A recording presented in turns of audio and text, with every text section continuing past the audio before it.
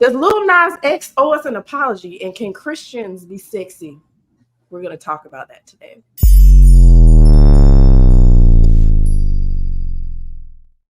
Happy Saturday, family. Please excuse my tardiness. Apparently, where I'm living at, there's someone who's very adamantly blowing some leaves. So I didn't want y'all to hear all that. Echo again. Okay. Sorry. Hopefully nobody heard that. These echoes been killing me lately. I don't know if y'all saw the last live stream. But anyway, so we're here live. And today I've got some special guests with me. I'm sure y'all probably remember them from last time. We had a really good conversation. So I'm going to go ahead and bring on my guests today, Wayne and Aisha. How are you guys doing? Well, Happy New Year.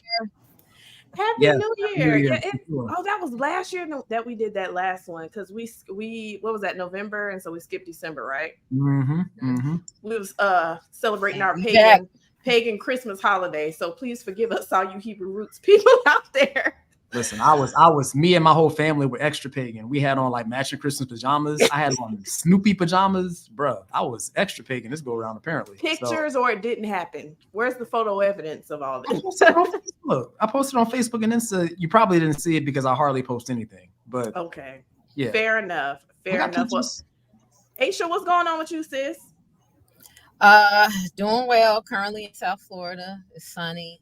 But, you know, I'm from Chicago, so I rep that all day long. So shout out Chicago. It's cold over there in Chicago. When they say Windy City, they meant that, huh? They kind of meant that a little bit. We did. But it's actually because the Windy City comes from our politicians being long-winded. So not actually like the weather elements. So really? That's where that comes from. Yeah. Did y'all know that? Because I was today years old when I found that out.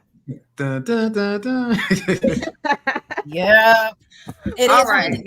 Crazy. Well, I'm not gonna let the people wait too much longer because I know they're probably like, you was already late. Now give us the tea. We don't have tea. Beyond our control.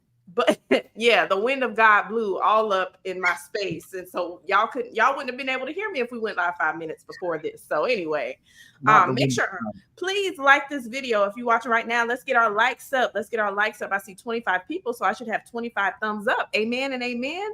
Also, while we're here, channel memberships are now open. So if you love me and you want to support the channel, consider becoming a channel member. All right. Okay, so I know a lot of y'all probably saw this over the last few days, the Lil Nas X doing the Jesus and the communion stuff. And I did a YouTube short on that. So yeah, y'all definitely at least saw the photograph. But there was an apology that he issued on TikTok a few days ago. So we're going to play a little bit of that, and then we're going to talk about it for a second because Lil Nas X is doing a lot. So let's move my screen right here, and let's bring her on right here. I wanted to not necessarily apologize, but I wanted to explain like where my head at and where it's been for like the last week.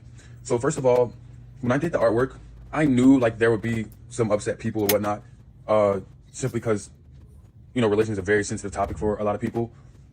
But I also didn't mean to like mock. This wasn't like a you people. All right, I know that was quick. That wasn't the whole thing, but that's the gist of the apology. Wayne, do you believe him? Do you think that his apology is sincere? It's hard to say.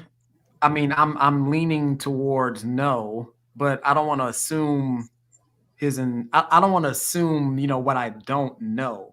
But he started it off wrong. You know, I don't want to apologize. I just want to explain. So this clearly wasn't an apology from the jump. I mean, as much as I'm, you know, cautious and not wanting to, you know, assume that I know what exactly is in his heart, you know, you can take context clues. So the brother said, I'm not apologizing. I didn't mean to mock. Okay, if you want to say that, that's fine. I think it's important, though, to understand that ultimately it is actually up to the group of people that you potentially offend to let you know whether or not you offended them. So as much as your intention might be good, you still need to acknowledge and not just dismiss the outcry that you heard. Clearly, you did something that was offensive. So yeah. I don't know if it was sincere. I don't think it was personally. What about you, Aisha? I'm going to lean towards no. only because he keeps doing it. Yeah. And it seems like he's building on his previous work Mhm. where he had, given people a lap dance. And I think it's like you're making light of these things ignorantly, but there's a strong element of blasphemy, in what you're doing. Sure. That you're gonna be held accountable for. And I was told, I think my little sister has shared with me that his dad is like a gospel singer, so he's definitely churched, like most Black artists, Black people. Sure. He definitely I don't know if somebody checked him and said, hey, you need to say something, but like I don't think it was like it seemed like if it was an apology, it was half-hearted. But I think he's just using all this controversy sells records since the beginning of the time. And I think a lot of this is just a marketing kind of ploy. Like he's sell records. He's going to sell the album, and any controversy I think helps him. But I do feel bad because I feel like, okay, in the physical, yeah, you might be, successful and popular, but spiritually, like this is terrible. Like spiritually, you're on the decline. Yeah. When you don't have any type of sense of conviction or, oh man, I'm playing with God like this or playing with Christianity like this, Yeah. So I don't know.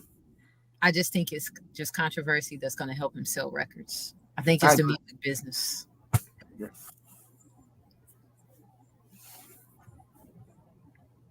I think you might be muted, sis. Oh yeah, I can't hear My you. bad. Y'all can hear me. My bad. Man, this technology, when I tell y'all, been eating me up these last 2 live streams. But Zion said it's not an apology, right, Wayne? Yeah. Atlanta said he's sincerely not apologizing. Yeah, I really don't know what to think about it, but I listened to some other like Christian YouTubers talk about it, like Ruslan, and I think he made a really good point about how the culture of social media is changing so much, whereas a few years ago, if somebody had a mock Jesus, people would have been like, y'all Christians just need to get over it because y'all too judgmental anyway. But now people are really getting into some weird religious beliefs, broad religious beliefs. So it's like you even have non-Christians who are stepping up and saying, leave Jesus alone. And it's like, whoa, like that's I true. didn't see that coming. So I think Ruslan is right. I think he thought that this was going to fare better for him, but because one of those really popular TikTokers, I guess like one of the most watched TikTokers out there right now, really criticize him, even though his platform is crazy too, but he got a lot of backlash. And so it's like, well, I guess that didn't quite turn out the way I wanted to, so I'm going to apologize.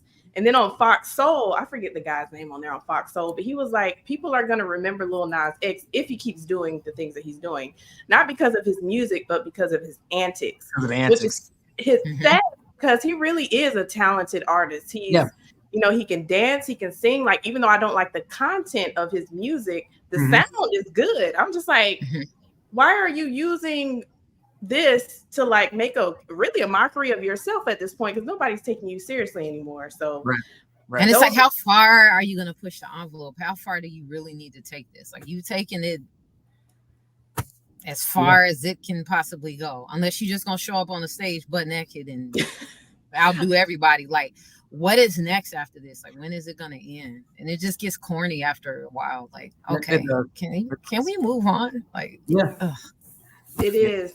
And it seems like, I have my different ideas about like your Maverick Cities and these type of popular groups that are growing in popularity, and like Michael Todd's and all that, but they are drawing a lot of young people to at least some form of Christianity, right? So I think that might also have something to do with it. People love the music, so then they get into these like Christian-ish circles, and everybody's on a faith journey. You can start off being in a church that's not necessarily great doctrinally, but mature, and look back and be like, man, I was kind of crazy 5 years ago, 10 years ago, whatever. So Prince did that. Remember, Prince had the butt cheeks out, and he got interviewed. He got interviewed.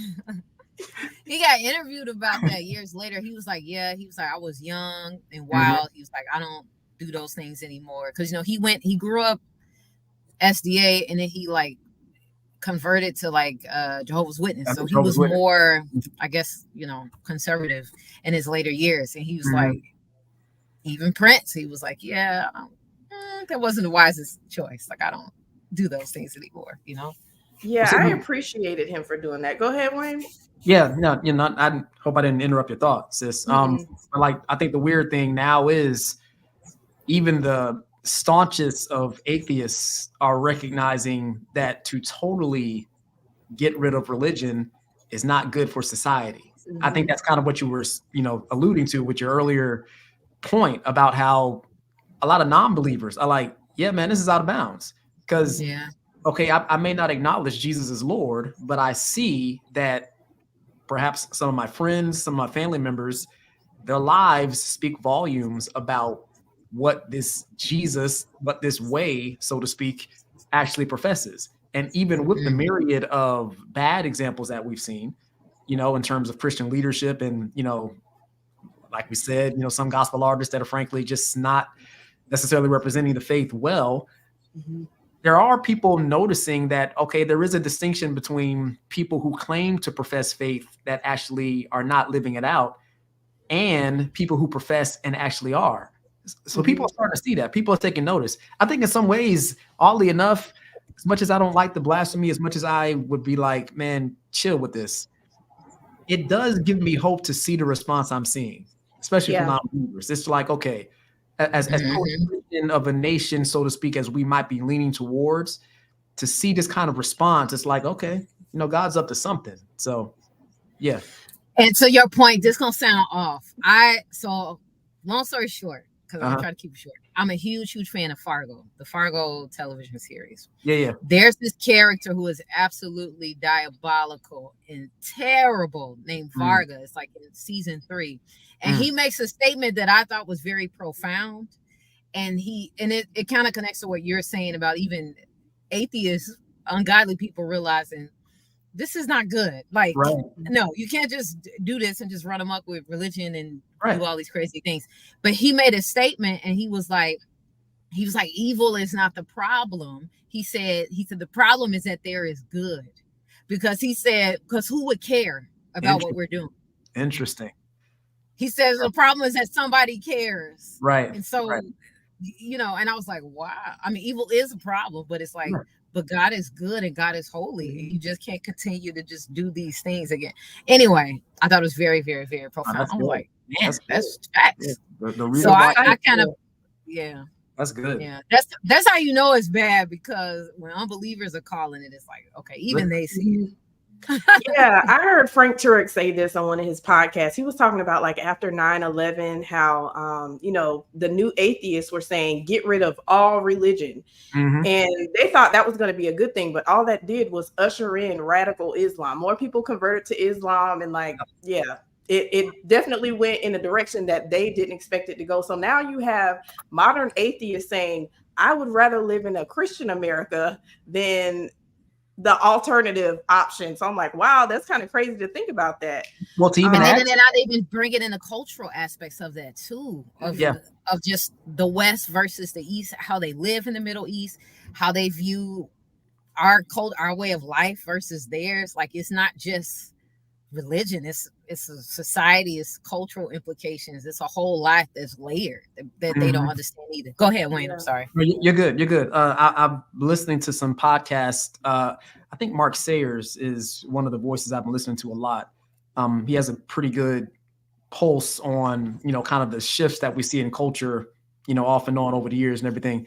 And I think him and some others were talking about how even within atheism, there's a bunch of splits happening because some of the same behavior and systemic problems, so to speak, that many atheists like to, I guess, pigeonhole Christianity with, like, you know, misogyny, toxic masculinity, you know, the problem of the patriarchy, so to speak, abuse of power, sexual misconduct, et cetera, et cetera.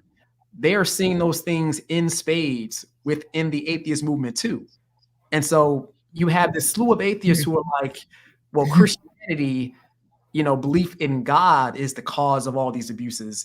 And yet you have a whole group of folk who are trying to affirm that there is no God, dealing with the same stuff. Yeah. So it's like, okay, well, you have some atheists waking up like, hang on, God can't be the problem if I'm seeing some of the same sexual misconduct from my atheistic leaders that I'm seeing from a lot of these ministry leaders, something's up. And it's like, okay, like I said, it's giving me hope because there are more and more people kind of waking up to the fact that a lot of the narrative surrounding the church and Jesus, it's all kind of coming to naught. You're even seeing this, with some of the LGBTQI in conflict and everything like that. Like, there are a lot of, letter L's, for instance, that have an issue with the trans movement because they see that as completely against what they're trying to, assert and defend. It's just wild to see a lot of these, things kind of falling to naught in front of us, which obviously just speaks to the lordship of Christ and, winning. That is such a good point. So, yeah. Dr. Bobby Conway, he did a video about that recently too, where he was talking about some of the different scandals within the atheist movement. Like I can't remember all the names. I think Lawrence Krauss was one of them, but it's just like, okay, so y'all doing the same stuff. And to your point, like with all of these, with the new atheist movement bringing in, accidentally bringing in this love for like fundamentalist radical Islam, like it showed them that all religions indeed are not the same. Exactly. They have different outcomes, different conclusions. So although we agree on certain things, there is a God, the supernatural world exists, there is right and wrong, morality is based on someone or something outside of ourselves. But what morals look like from Christianity to Islam to Buddhism to even atheism are totally different. Don't look the same. So, exactly. Yeah, they're not the same. Exactly. And Pastor Booker, thank you so much for the super chat. God bless you. God bless you. And thank you for becoming a channel member. You guys join Pastor Booker and become a channel member. So since we're talking about like how social media is kind of like getting real spiritual, or what superstitious is probably a better word. I like that word better. Yeah. Superstitious. So Aisha sent me this video a few days ago, and I know this is kind of going out of order a little bit, but I think this relates to what we were just talking about.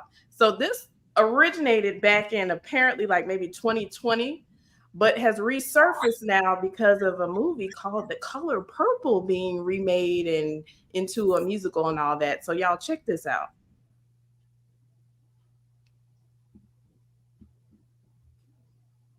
Can y'all hear it? It's no audio right now. There's no. Oh. Yours, just an idea. There it is. You have to name it to claim it. So here's my definition of what wellness means to me. This is my definition, not yours, just an idea, because you're going to be defining it for yourself. Wellness to me means all things in balance. And balance doesn't mean all things are equal or at peace at all times. Choose. Said you have to name it to claim it. So here. If you laughed, you know where you're going. Yeah. You know where you go. If you laughed, repent. That's all I'm only laughing because it does look like somebody pushed her. In the words of Alton Walker, and God. It does look like somebody pushed her. And y'all if you look at the comments, oh my goodness. Okay, I'm not gonna lie. I was tickled when I first saw it because I just didn't expect it to be. I mean, some falls are worse than others. And as someone who is a self-proclaimed klutz, I've had some pretty bad tumbles myself. But it's not even that. It's not even that. It's the irony. She was literally just talking about balance. That if you can't laugh at anything else, I'm sorry. I'm glad she's okay. But she was talking about balance, man. And it's like, wow. Okay. No. Teflon gets the pettiest award. Shoes not equipped with the gospel. I know. Shoes not equipped. And she was like, it was my shoes, but none of us saw her really like stutter step or anything. It's just like, I think it was the shoes. Let people, I'm noticing people turning on the rich now more than ever. At least that's what I kind of feel like in society, that people, because if Hollywood has taught us anything in celebrity culture over the last maybe 10 years, especially with the evolution of the Me Too movement and all these other movements, is that the rich and powerful do some of the most heinous things. Yes, they do. And I mean, even today, drive through any hood in America, you could clearly see what the issues are and why does every hood look like that in America. you know, but on the flip side of that is like insanely rich and wealthy people that live in their enclaves and they're perfectly, you know, perfect lives, can afford anything, can do what they want. But I feel like people are quickly seeing like, man, riches can be a snare, and they realize it's a lot of people that are doing dirty things. Very much so. Very much so. And I think because even if you like scour like the comment section, people are like, yeah, you know, things she's been doing in foreign countries and hurting, not helping, you know, just different things, you know, people are kind of accusing them. So I think people are just tired of it. And the whole, you know, it's a spiritual movement, like you said. So people are like, yeah, we're not really buying what you're saying. Like, we're not. I mean, the more and more people are kind of taking the time to actually, one, think versus, you know, the constant scrolling that I think all of us struggle with on some level, obviously. But the more they're taking the time to think, like even her statement about, here's my definition of wellness, and you all are going to define it for yourselves. I'm like, well, if that's the case, why do I need to pay attention to your definition if I'm just going to define it for myself? Like, so if what you mean by well is not something I actually need to take seriously, what are we doing? And it's like, I think there are a lot of people, particularly young people, honestly, that are like kind of waking up to the fact that, okay, a lot of these powerhouses that claim to have all the answers don't really have all the answers. Y'all ain't got the answer, Sway. So, yeah. Don't. I found it interesting, you know, that TikTok just tries to make everything a conspiracy theory. Like it's possible that she did just, you know, just lose her balance, trip. Y'all, sometimes I'm amazed at my ability to trip over air. I really am. And I love Jesus. You hear me? I love the Lord. And sometimes I just be like, Lord, how did I end up down there when I was just, I was laying up there? Some of them air molecules you found. I mean, and they're like, look at the light that was above her. I'm like, but I mean, she was on a stage. Like, I'm sure there was a light guy up there. I guess it could have been supernatural, but maybe it was just electricity. You know what I'm saying? Like, do we always have to go immediately to the, she's in a secret society and she didn't pay her debt this month, and so now it's like, bro, she tripped, she fell. But I thought that kind of tickled me. So Lord forgive me for laughing at Oprah. To play devil's advocate a little bit, we all know that God has a sense of humor. That is true. Yeah. I mean, you know, God got mad jokes, man. So it's, you know, supernatural things still happen. That is true. In a way, like, because there was that leader who had a heart attack maybe a month ago after he made some very, very anti-Semitic statements. Have y'all seen that? Yeah, no, I haven't. I heard about that. He cursed Israel and had a heart attack and died. Yeah. So there is precedence for that kind of stuff. Like even in the Bible, you know, King Herod, like he was letting people worship him, like, yeah, I'm God. And then he got struck with worms. Talk about a horrible way to die. Getting struck with worms. But to your earlier point, you know, it's not good to immediately ascribe that to every situation. Like you have to take the time to case study. Like, you know, and not every situation is the same. Not everything gets applied across the board on every case. Like, so to immediately jump to the conclusion that, you know, Oprah was basically, in the words of the Joker, got what she deserved. That's not, you know. So. Any other thoughts or statements about that? I just Oprah. Yeah, bless her. Okay, God bless her. Moving right along. Oprah. Let me get her out of there. Okay. The other thing that we wanted to talk about. Okay, so y'all probably remember this a few years ago. I don't have a video this time that I'm going to play, but I am going to bring up, let's see, how can I share my screen? Share my screen. Sorry for all my little weird voices. Y'all know me. I'm strange a little bit. Yeah. I'm just a little bit strange. Okay, let's go. Little baby. That's all right. That's all right. Okay. Let's see if y'all can see that. Tasha Cobbs, y'all remember? I can't remember what year this was. Maybe 2017, 18, something like that. It was a little while ago. When Tasha Cobbs, she had Nicki Minaj on her song "I'm Getting Ready," and I was just like, wait What? I'm getting ready for some. So you got Nicki Minaj singing about like how God fights her battles, but then you also have Nicki Minaj releasing songs like Anaconda. It's just like, which God is fighting your battles? Because I don't understand. But then Nicki recently, let me see if I can find Nicki Minaj featuring Tasha Cobbs. She just released Lord, I hope nothing crazy pop up. Just so okay. That could be bad, right? Like this is just audio. Could have been. This is just audio. But Tasha Cobbs recently, now she's on Nicki's album. So I don't know, has she ever done a collab on Nicki's albums before? But this is at least their second song together. Yeah. And it's been a while since, it's been a while since I listened to it.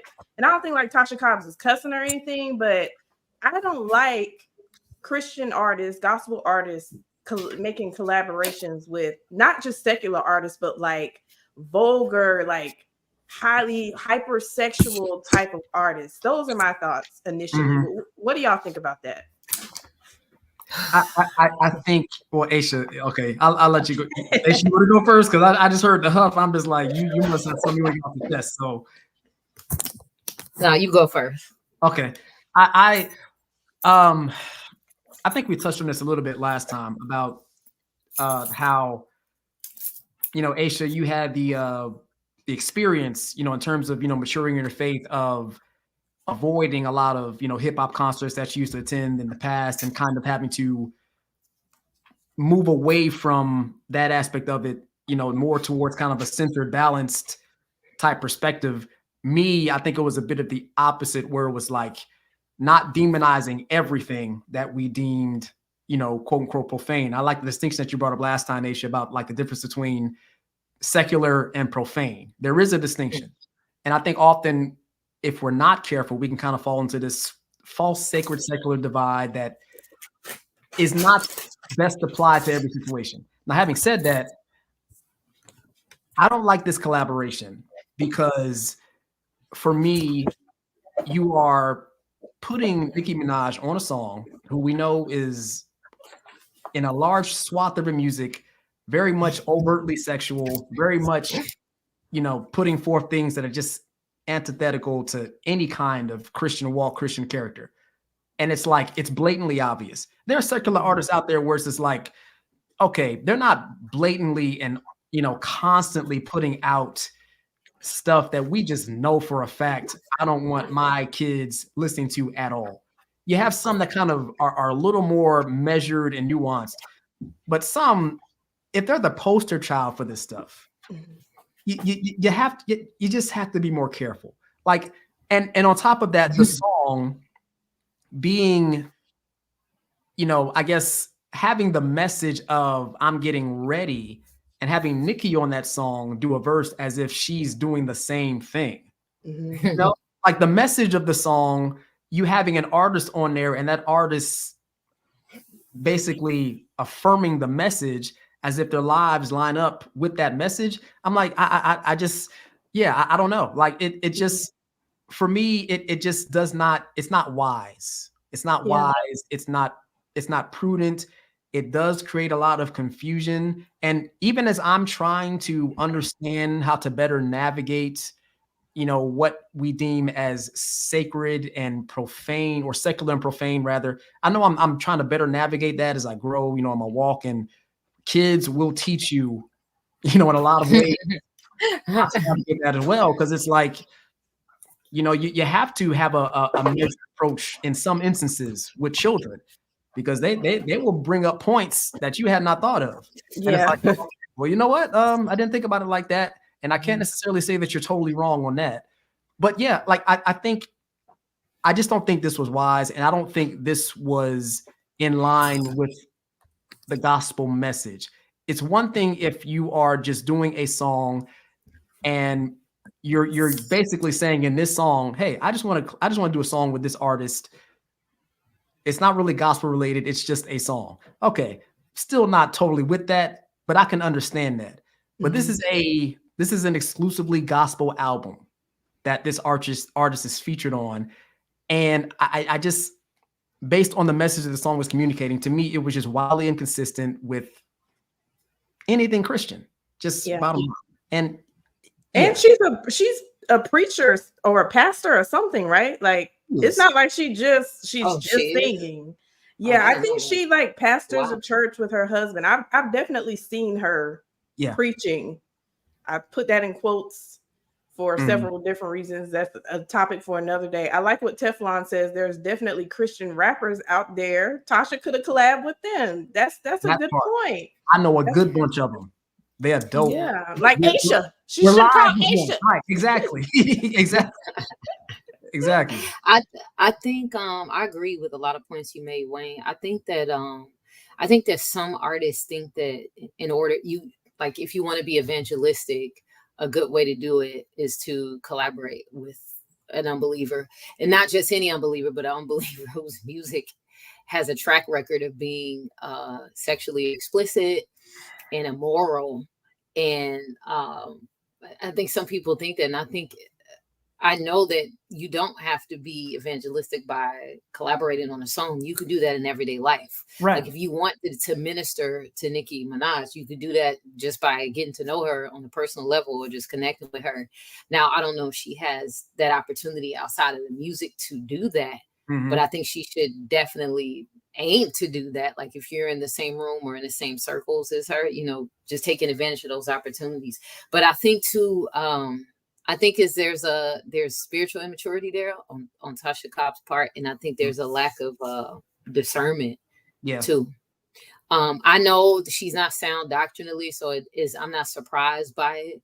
But I think a lot of people try to justify like their actions by distancing themselves from the church. Judgmental church folks, blah blah blah blah, because you want to do what you want to do. But then I feel like Scripture has pretty clear like prohibitions.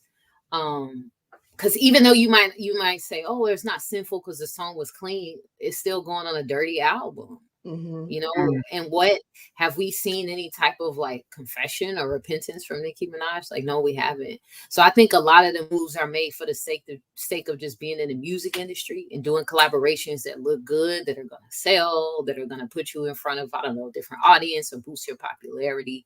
But then again, I think a lot of these artists have already compromised outside of the music.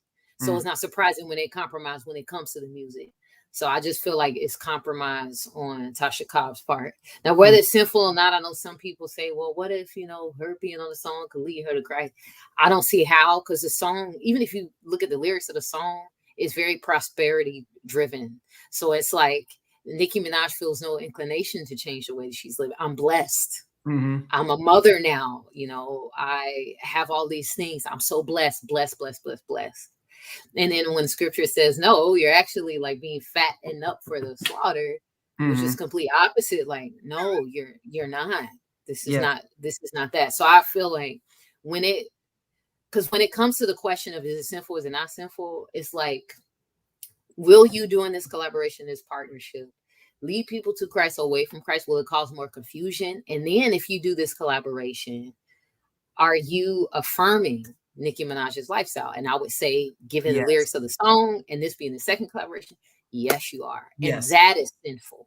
That's not only are you in sin, you're approving of others who are doing it. And that's when it's like a very slippery slope. Now, I think every artist has to make those decisions. But in these times, it's like we can't afford to mess up when it comes to like biblical truth and discerning truth from error, because lives are at stake, people's souls are at stake.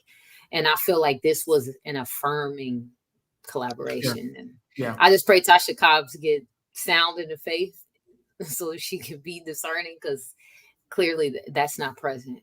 In her work, not to me. Ty, if you had a thought, I didn't want to. Go ahead. I agree with you, sis. I am perfectly aware, and this is why I with you being a music artist, I would defer to you more in terms of your experience and what you've actually kind of seen and your efforts to kind of navigate that space. And I think part of my caution is I know it's difficult to navigate that space. I know it's one of those things where it's like, in an effort to be evangelistic, if you look at the life of Jesus, some of the stuff that he actually, you know, did, and, you know, the way he went about things was controversial. But I think where we get mixed up is we go searching for controversy versus, you know, understanding that the gospel in and of itself is already controversial. So you don't have to go searching or, you know, kind of do shock value things in order to kind of in some ways fall in line with the controversial aspect of Jesus and what he did. Jesus was called a friend of sinners by the Pharisees. It was not because he was going around doing what they did. And I'm not saying that Tasha was doing that, but to your point, you know, if you doing a song with Nicki Minaj, the way the song is presented, the lyrics, all those various things, if the average person can take away from this, it sounds like she's affirming Nicki's lifestyle. If the average person can walk away with that perspective, that's something that you need to kind of really, really look at and really think through as an artist.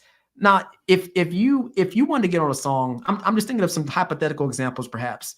If she wanted to get on a song with Nicki about maybe a shared, I don't know, childhood experience that they've dealt with, like, you know, hey, I know what it's like to be picked on in school, or I know what it's like to be bullied. And you did a song that was dealing with that. And it was not affirming necessarily, you know, the overarching message of a lot of Nicki's music. It was just two artists coming together and saying, hey, you know what, we want to collaborate on something that we have in common. I would almost prefer that than for you to just say, in an effort to quote unquote be evangelistic, I'm going to collaborate with this. Because at that point, at least there's a clear distinction. But there doesn't seem to be a clear distinction here. And unfortunately, even though it may not be quote unquote sinful officially, it still causes a lot of confusion. It's still not wise. And I think as a pastor, I'm really, really careful about even what I do, for instance, like on social media and on, you know, just in general, because I understand that as much as I hate, Ty, you know this, as much as I hate being the center of attention on any level, if you have pastor or any kind of biblical office attached to your name, your actions on some level are formative. People take your actions and your words seriously. Now, it doesn't mean that they always judge correctly your intentions or your motives. And some things that they may see as sinful actually aren't sinful, you know, but at the same time, to be mindful of that and to be aware of that, I think is so vitally important now in a day where there is so much confusion. It's not to say you can't have fun, you can't be around folk that are, you know, doing these things. Paul says, you know, if you want to totally be separate from adulterers and fornicators and all those various people, you can't even live on this planet. It's impossible. But at the same time, you know, there is a lot of scripture that deals with, you know, wisdom and prudence on how to navigate those things. And it just takes more thought and intentionality versus I'm going to be evangelistic. Let me just jump on this opportunity. It just takes more. I don't think she was really discerning in a sense. I'm with you. Yeah. And there's a correlation too with Lil Nas X. Both of Nicki Minaj's parents were gospel artists. Yeah. So I'm sure she's church, like most Black people, like most people. Right. If you surveyed 95% of the music industry, a lot of them people grew up in church. Yeah. And so they're church, but to really know what salvation means and its implications, and then you have to follow Jesus. And even just, you know, to the music industry, look at the rich young ruler. Look at Jesus's message to him. Mm-hmm. I have everything. I've kept all these things. Go sell everything you have to the poor. Yep. Right. If you're rich, become poor. Yep. If you're full and exalted, become humble, become empty. It's it's the opposite message. And so this, I just felt like didn't really serve the kingdom, because it's like you're just affirming her in what she already believes about the world. So, intentionally or not, you are. I agree. I agree. Yeah. Teflon says too many average people get their theological points from celebrities. What Tasha did was dangerous. I think that's a good point too. That's a good and point. Sometimes I just feel like they be using gospel artists as pawns or Christians as pawns. Like the ones who they know already are kind of wishy-washy when it comes to taking a firm stance on things that are absolutely right and absolutely wrong. You know who they're going to call? They're going to call Mike Todd. They're going to call Kirk Franklin. They're going to call Tasha Cobbs because they will never, unless the Lord deals with them. I have never seen them really stand up and say, this is wrong. Now, they might say something like racism is wrong, because how could you not say racism is wrong? But if we're talking about other issues that are like really, really wrong as well, I don't want to talk about that, but that's another whole conversation. But this kind of reminds me of, well, two different things. So y'all know I'm a Fred Hammond fan. Love Fred Hammond. He had this album. What was the name of that album? Something about love. And he had Music Soul Child on there and Brian McKnight and different people. I love that album. I didn't feel like he did anything wrong by asking them to come on that album and sing songs of praise to God. It doesn't mean that they're believers. As far as I know, Music Soul Child is not a Christian, and I don't know that Brian McKnight is a Christian. Maybe they are. I don't know that they are. Right. But I'm like, okay, I don't really have a problem with that collab. But then, like, when you have Maverick City on stage with not Offset, what's the Quavo. And it's not just because you're performing with him, but you're performing a song that's supposed to be celebrating someone going to heaven, when this person never professed to be a believer, lived a lifestyle that was staunchly opposed to, holiness and righteousness. And I'm not saying that we're saved by good works, because as Christians, we know that we are not saved by good works. But if your whole life is glorifying everything that God hates, there is a disconnect somewhere. So I think, I took a lot of heat for that video that I did about it. And I know people still probably like, you're just being judgmental. I think this is a good scenario to be judgmental about, because like Teflon said, people get their theological cues from what their favorite gospel artist or person or something like that is saying. So yeah. Any other thoughts on that collaboration? Yeah, we still kind of, I feel like we're still in that, like, don't judge, you're being judgmental generation, but I feel like it's shifting more now to do whatever you want. Like, that's how people are just responding. This is really sad. Yeah. It's really sad. It's like America's already judged. Look at our crumbling society. Like, judgment's already upon America. Judgment has arrived. Yeah. Speaking of collabs, there was another collab. There was another collab that got a little bit of heat this past week. That's a little bit more within the confines of Christianity, and it's from Jackie Hill Perry with Bill Johnson and the whole Bethel movement. Now, Bethel has been so controversial over the last decade or so. Yeah, I kind of became familiar with them because of Jesus Culture and Kim Walker Smith and Stephanie Frizzle and all that. I mean, they make great music. Yeah. And Bill Johnson he said some very profound good things in certain sermons. But then there's been plenty of other sermons where it's like, Bill. Bill. Yeah, you off your way off, like off into like I straight up heresy. I mean, if we're just being blunt, like Bill, I can love you and say I think that is a false doctrine, and if you don't fix that, like something's wrong. But what do y'all think about Jackie Hill Perry being on the roster with the Bill Johnson and some of these other people? I'll say this because I've been mulling over this. I love Jackie. I love her ministry.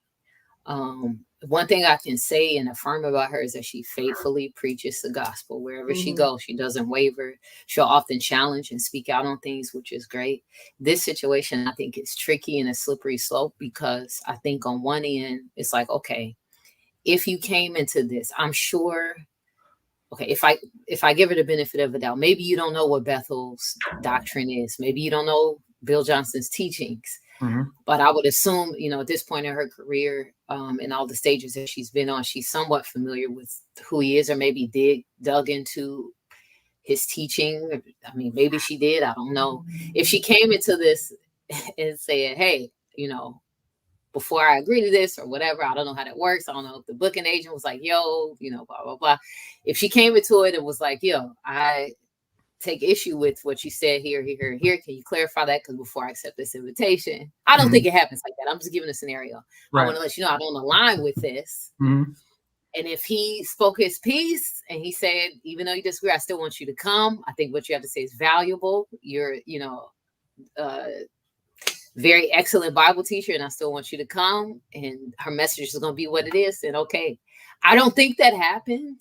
I don't think she said, yo, just so you know, I don't align with Bethel School and y'all teachers, blah, blah, blah. You need to know that straight out the gate. So when I get on stage and open my mouth, ain't no surprises. I don't think that happened. I don't know. But if that happened and they were like, go forth and do you, okay. But on the flip side, if that didn't happen, I just have two kind of like applications as far as how I think about it, like today in 2023. Okay. Within Christianity, you have, people who have doctrinal beliefs that are heretical, and we should take that seriously. And I think because Jackie has been very much embraced by a lot of the Reformed theological circles who take doctrine and orthodoxy extremely serious, I think that she's going to come under scrutiny more than most, especially when she does things like this. So it would have been different, I think, if it was just a conference and Bill Johnson just so happened to be there. But it's different when it's theirs. From my understanding, it's Bethel's school. Like they're putting on the event and she's coming. Now, I'm not going to say it's sinful, but I do think we have to be careful with, because if you're going and you don't differentiate yourself from that, are you affirming the movement? Are you affirming what they teach? Even though I know she's going to stand out, she's not going to waver on her teaching. Right. So I'm not concerned about it. But are you sending a message or signal that says, well, I'm linking arms with it. You know what I'm saying? Like I'm linking arms with it. I don't think it's wrong. Is it wise? Probably not. And not with their teaching. But I do think there's an element too. There's a lot of like, I think there's a small element, and forgive me, I hope I don't crucify for that. I think there's some racial. Yes. Okay. All right. I'm glad you said it. I'm glad within this. And I say that because sometimes there in Reformed culture, there's these like stronghold, like circles, like when you're in, you're in. Yep. And if you deviate, like, like if your expression of worship might be different. And people might side eye that, or the type of songs that you write, right? Like I've been in some of those circles, and I don't think it's always healthy as far as like, I don't know how you can easily get banned or marked. And I feel like they try to do that with her because she's she's a Black woman. She's prominent in theological circles. She's speaking on a lot of stages. Her popularity and her following has grown tremendously, and she has the ear of a lot of people. And I do think there's an element of like, I don't know, sometimes I feel like they go harder at some Black leaders than they do other people. That's just how I feel. I'm not saying that that's what's up, but I do think there's an element of that because usually it's like white men at the top of that hierarchy, and there's they say this is what it is, and that's what it is.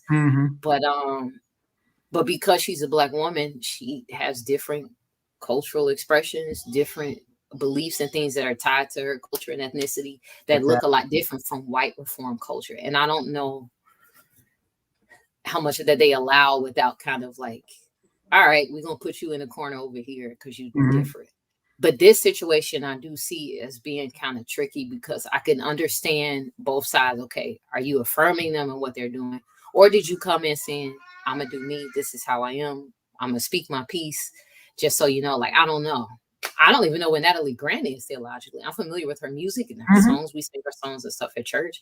I don't know. But it's like, it's the same kind of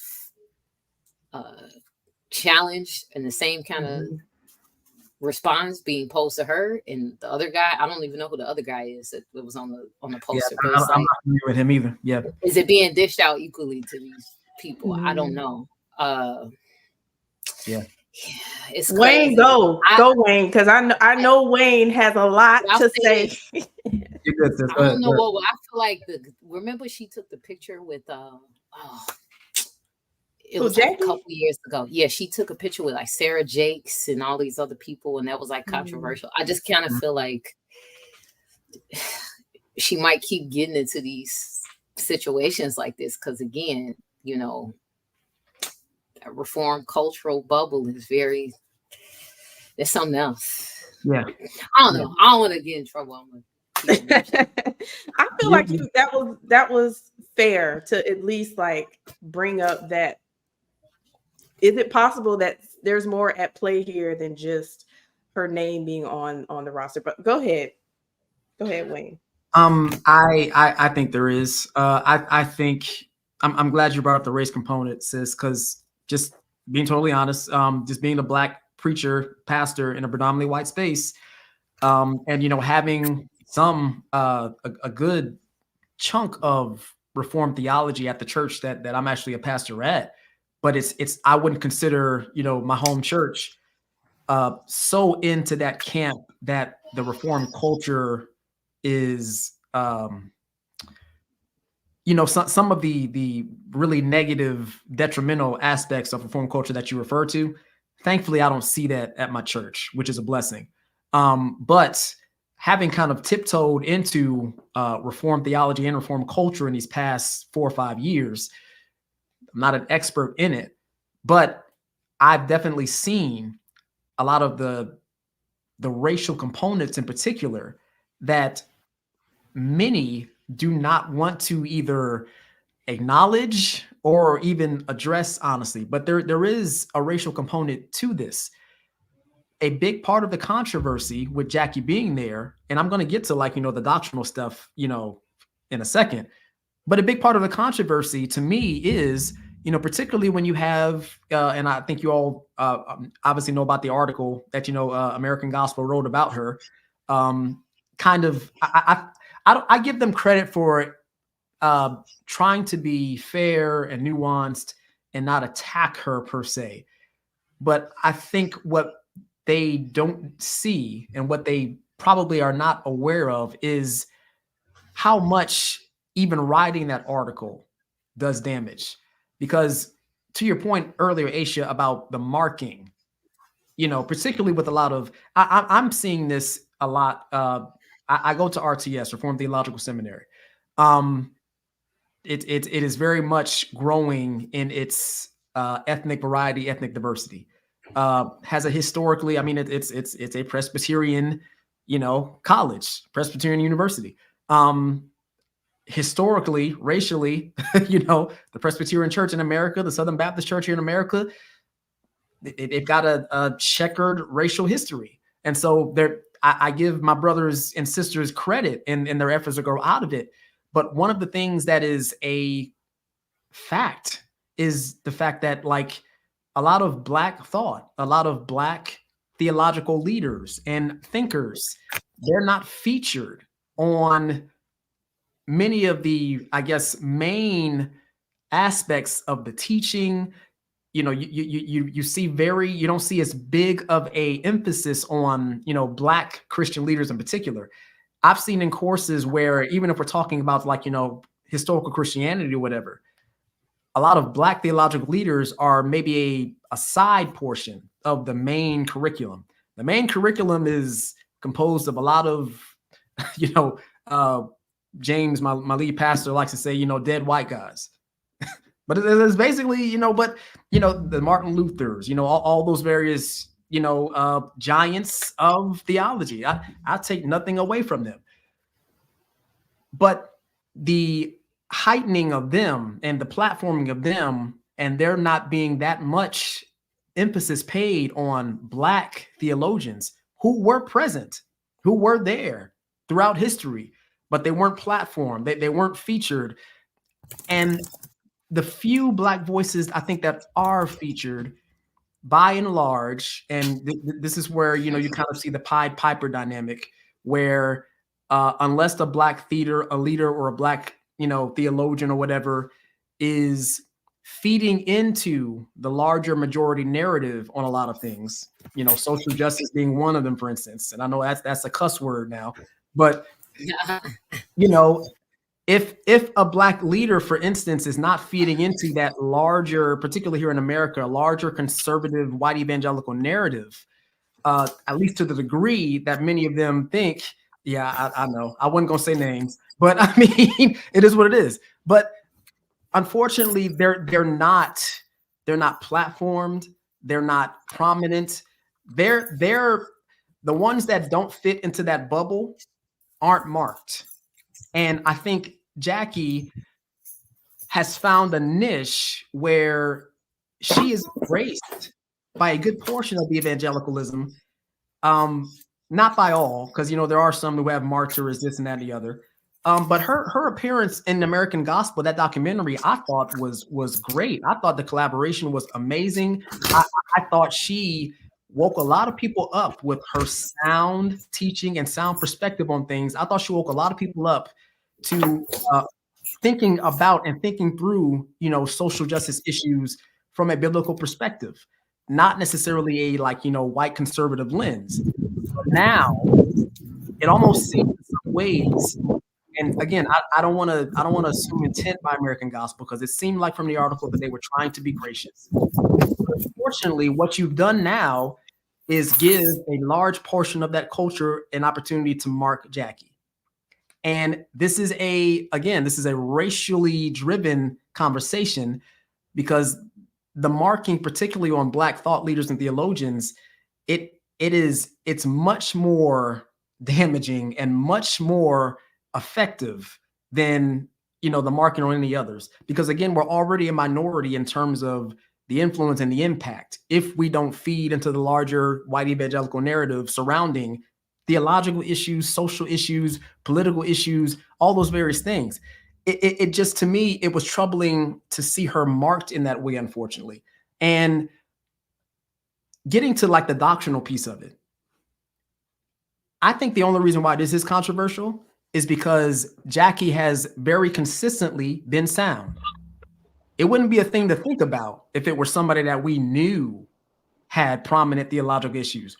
The fact that Jackie is there, the fact that Jackie is featured, and we're struggling, we're kind of scratching our heads. It's like, hang on, because we know that she's consistent, in terms of her sound doctrine. So I think that I don't think this disagrees with your perspective, Aisha, but I think her presence there actually speaks volumes, and I think can actually be, in some ways, formative to the conference or whatever it is. Because again, she coming in, having the reputation of being sound, I think could make a difference. Now, again, is it the wisest thing to do? I don't know. I think that's up for debate. But I'm not of the belief that her being there necessarily endangers her. Not to say that there's no danger. I'm just not. I think Jackie is sound enough in her theology to avoid falling into the pitfall of just immediately embracing word of faith theology. I just don't think that's a concern. She's got a good enough head on her shoulders to where she's able to. And if she were to fall into that, I think Preston, would do all he could. I mean, because they're both sound. So it's not this thing, where she's, and it's not like she doesn't have a good circle that would kind of help her in that. But I don't think that's necessarily a concern, which again is why I don't know that it was the best thing for American Gospel to write that article. I know their intentions. I think their intentions were good. But again, the marking of Jackie unnecessarily in this, I don't think it was good. And so I know I'm rambling. Those are just my kind of thoughts on it. I think there is a racial component. I think there is a doctrinal component that maybe could have the potential to cause confusion. But again, if you've been following Jackie, there's no doubt in my mind where she stands. Yeah, she never wavers. She always faithfully teaches, preaches. Like I said, I see the concern as far as are you endorsing, these people? But she's going to stand out anyway. One, because she's Black. Two, she's going to stand out because her teaching exactly is solid. But I do, like I said, I understand the concerns, but I don't know. Some of these people, the blogs are like, bye-bye, Jackie. Exactly. Come on. She's not teaching heresy. Now, if she starts teaching heresy, then okay. Yeah. But I think every artist speaker has to determine when you're sent that invitation, when someone asks you to come, right? Other people might reject that who are not you, and then you might accept it. Or there's certain invitations that might be extended to other people. Right. Everyone has to make that choice. Now, sinful, no. Is it wise?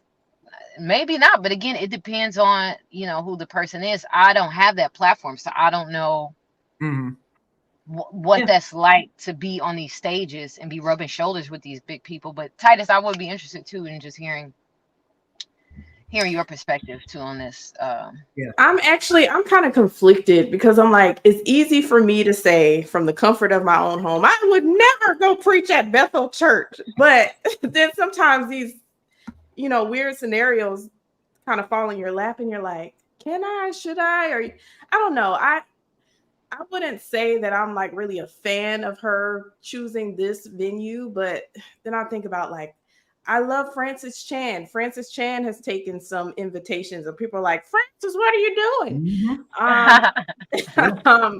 Tony Evans' daughter, Priscilla Shirey, she was at the Woman Thou Art Loose, or excuse me, Woman Evolved. I didn't like it because I'm just like, how are you? I think it really depends on what y'all were saying. When you get up there, what are you going to say? Right. Let's not pretend like we all preaching and teaching the same thing because we're not.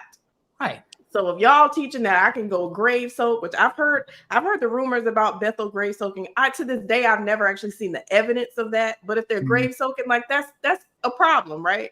That's a problem. Like we don't do that over here. So, but I would love to see Jackie like address this. Maybe she has, because I kind of have been out of the loop on this one. I would love to see her do a video and say, hey, this is why I took this invitation. This is what I'm going to be talking about. Something like, it don't even have to be long and profound, but I think because so many people are talking about it, it would be nice to see like, why did you choose this one?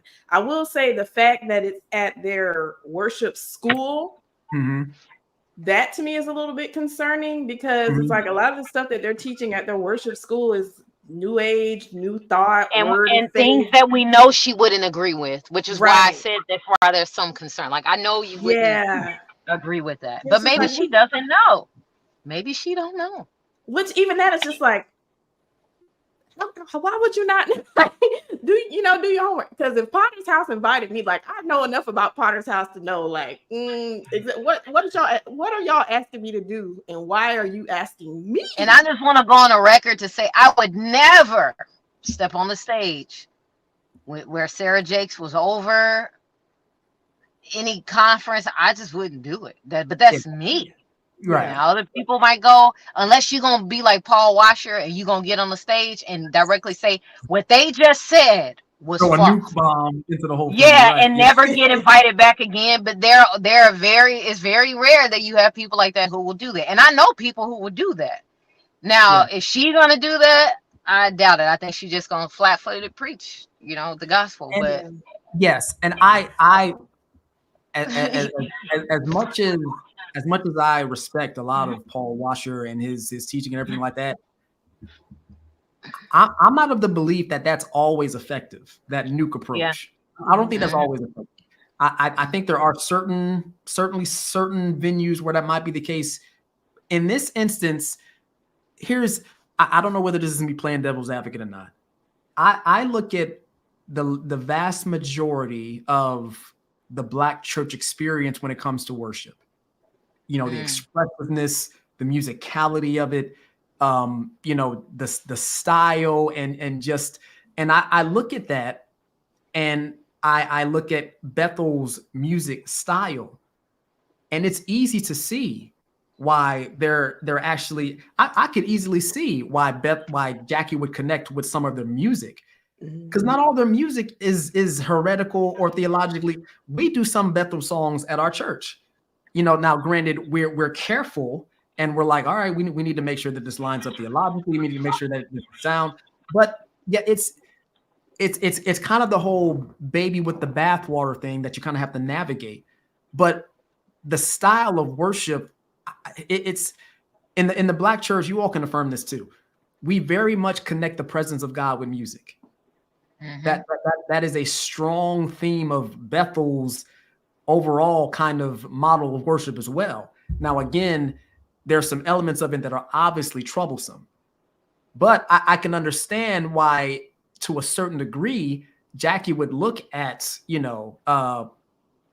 some of the people, you know, who do some of the songs and be like, you know what? Okay, theologically, I cannot get with everything they're doing or saying, but connecting with the music, you understand the appeal to a certain degree, particularly to a lot of Black Christians, because again, we grew up on that expressiveness, and I got an African American hymnal. I bought one the other day off Amazon, and I'm just looking through it, and I'm seeing some of the songs that I would have thought had no real depth to them. Like, you know how, you grew up in the Black church and there's songs where you're just repeating the same phrase over and over again.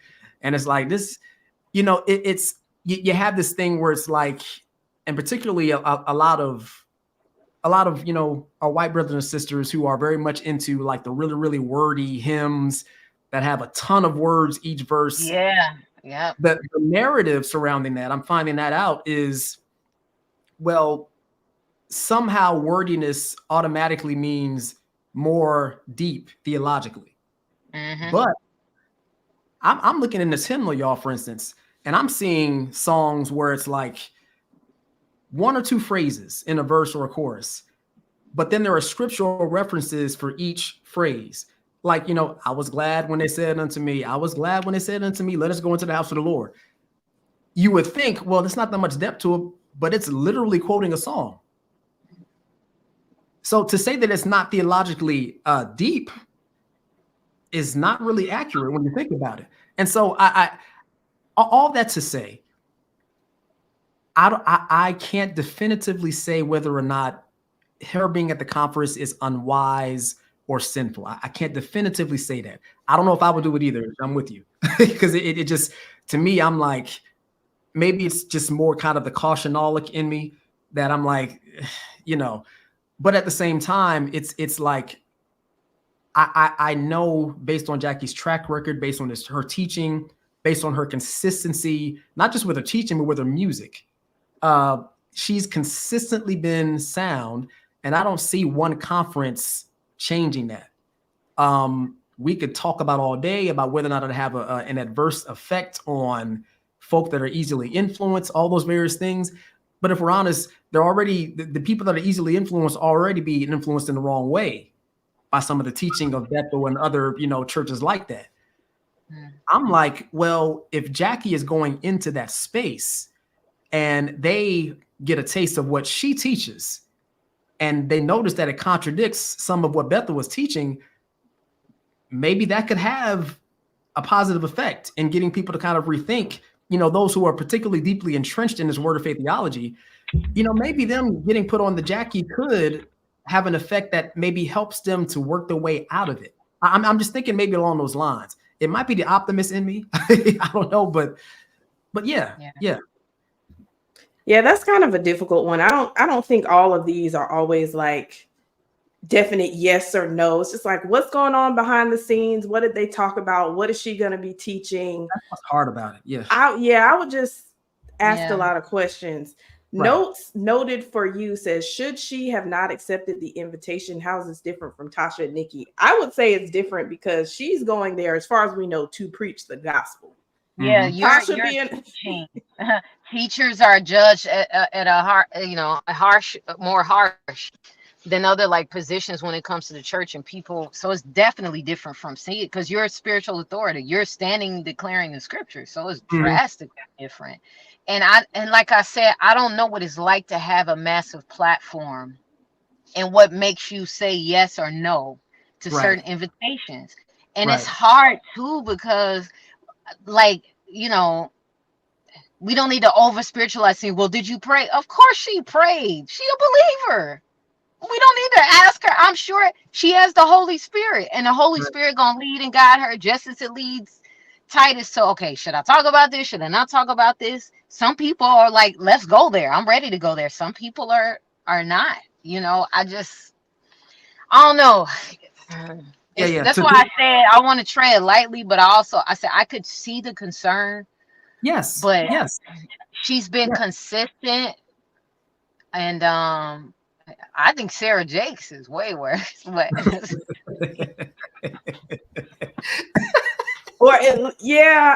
do think but hey, we're not comparing, you know, that. But heresy to heresy. I mean, if we had to compare Sarah Jakes Roberts' theology to Bill Johnson's, if you look at Bethel's statement of faith, just breezing through it, like it looks okay. I haven't gone through the whole thing, but I'm like, I don't see any red flags. Potter's House still got manifestations on there. I'm just like, bro, like that's you know, sometimes Christians can get off into weird, wacky beliefs and yet still be Christians. Some Christians can seem normal but be in cults, and maybe that has nothing to do with what we're talking about. And everything is not heretical. We are. It's like everything comes under fire from the heresy police. I have to look, to be honest, I need to look deeper into Bill Johnson's beliefs. I know people have issues with his Christology, but I don't know if it's because of the way he's wording it. Right. And it's the extra level of Pentecostalism and like charismatic stuff. Yeah. That's too much for, especially for people in Reformed circles. Like to Wayne's point, in the Black church, we gonna vibe off maybe the same sentence for probably 20 minutes because we've been through some stuff. But in some white Reformed circle, that's too much. You're saying a whole lot of nothing. But for us, sometimes you need that. Sometimes you need to say the same line for 20 minutes because it just hits hard. And there's nothing heretical or off about it. It doesn't make it any less deep or weighty. Sometimes it is weighty, and that's why you need that chorus 20 times, and you need to modulate on it. So it's just different, like you said. Like, I don't know, is it really heresy? Again, I want to look into it, or is it, I think. Know. Are they? I know oneness is heresy, but are they one? Are you saying they're oneness, James? No, he's saying they're NAR, New Apostolic Reformation, and he's right. I mean that is heresy. Oh yeah, that is heresy. Okay. So that's why I said I have to look deeper into like because I know his Christology, people have issues with that. So it's like how. Go ahead. Oh, you good? Go ahead, sis. Go ahead.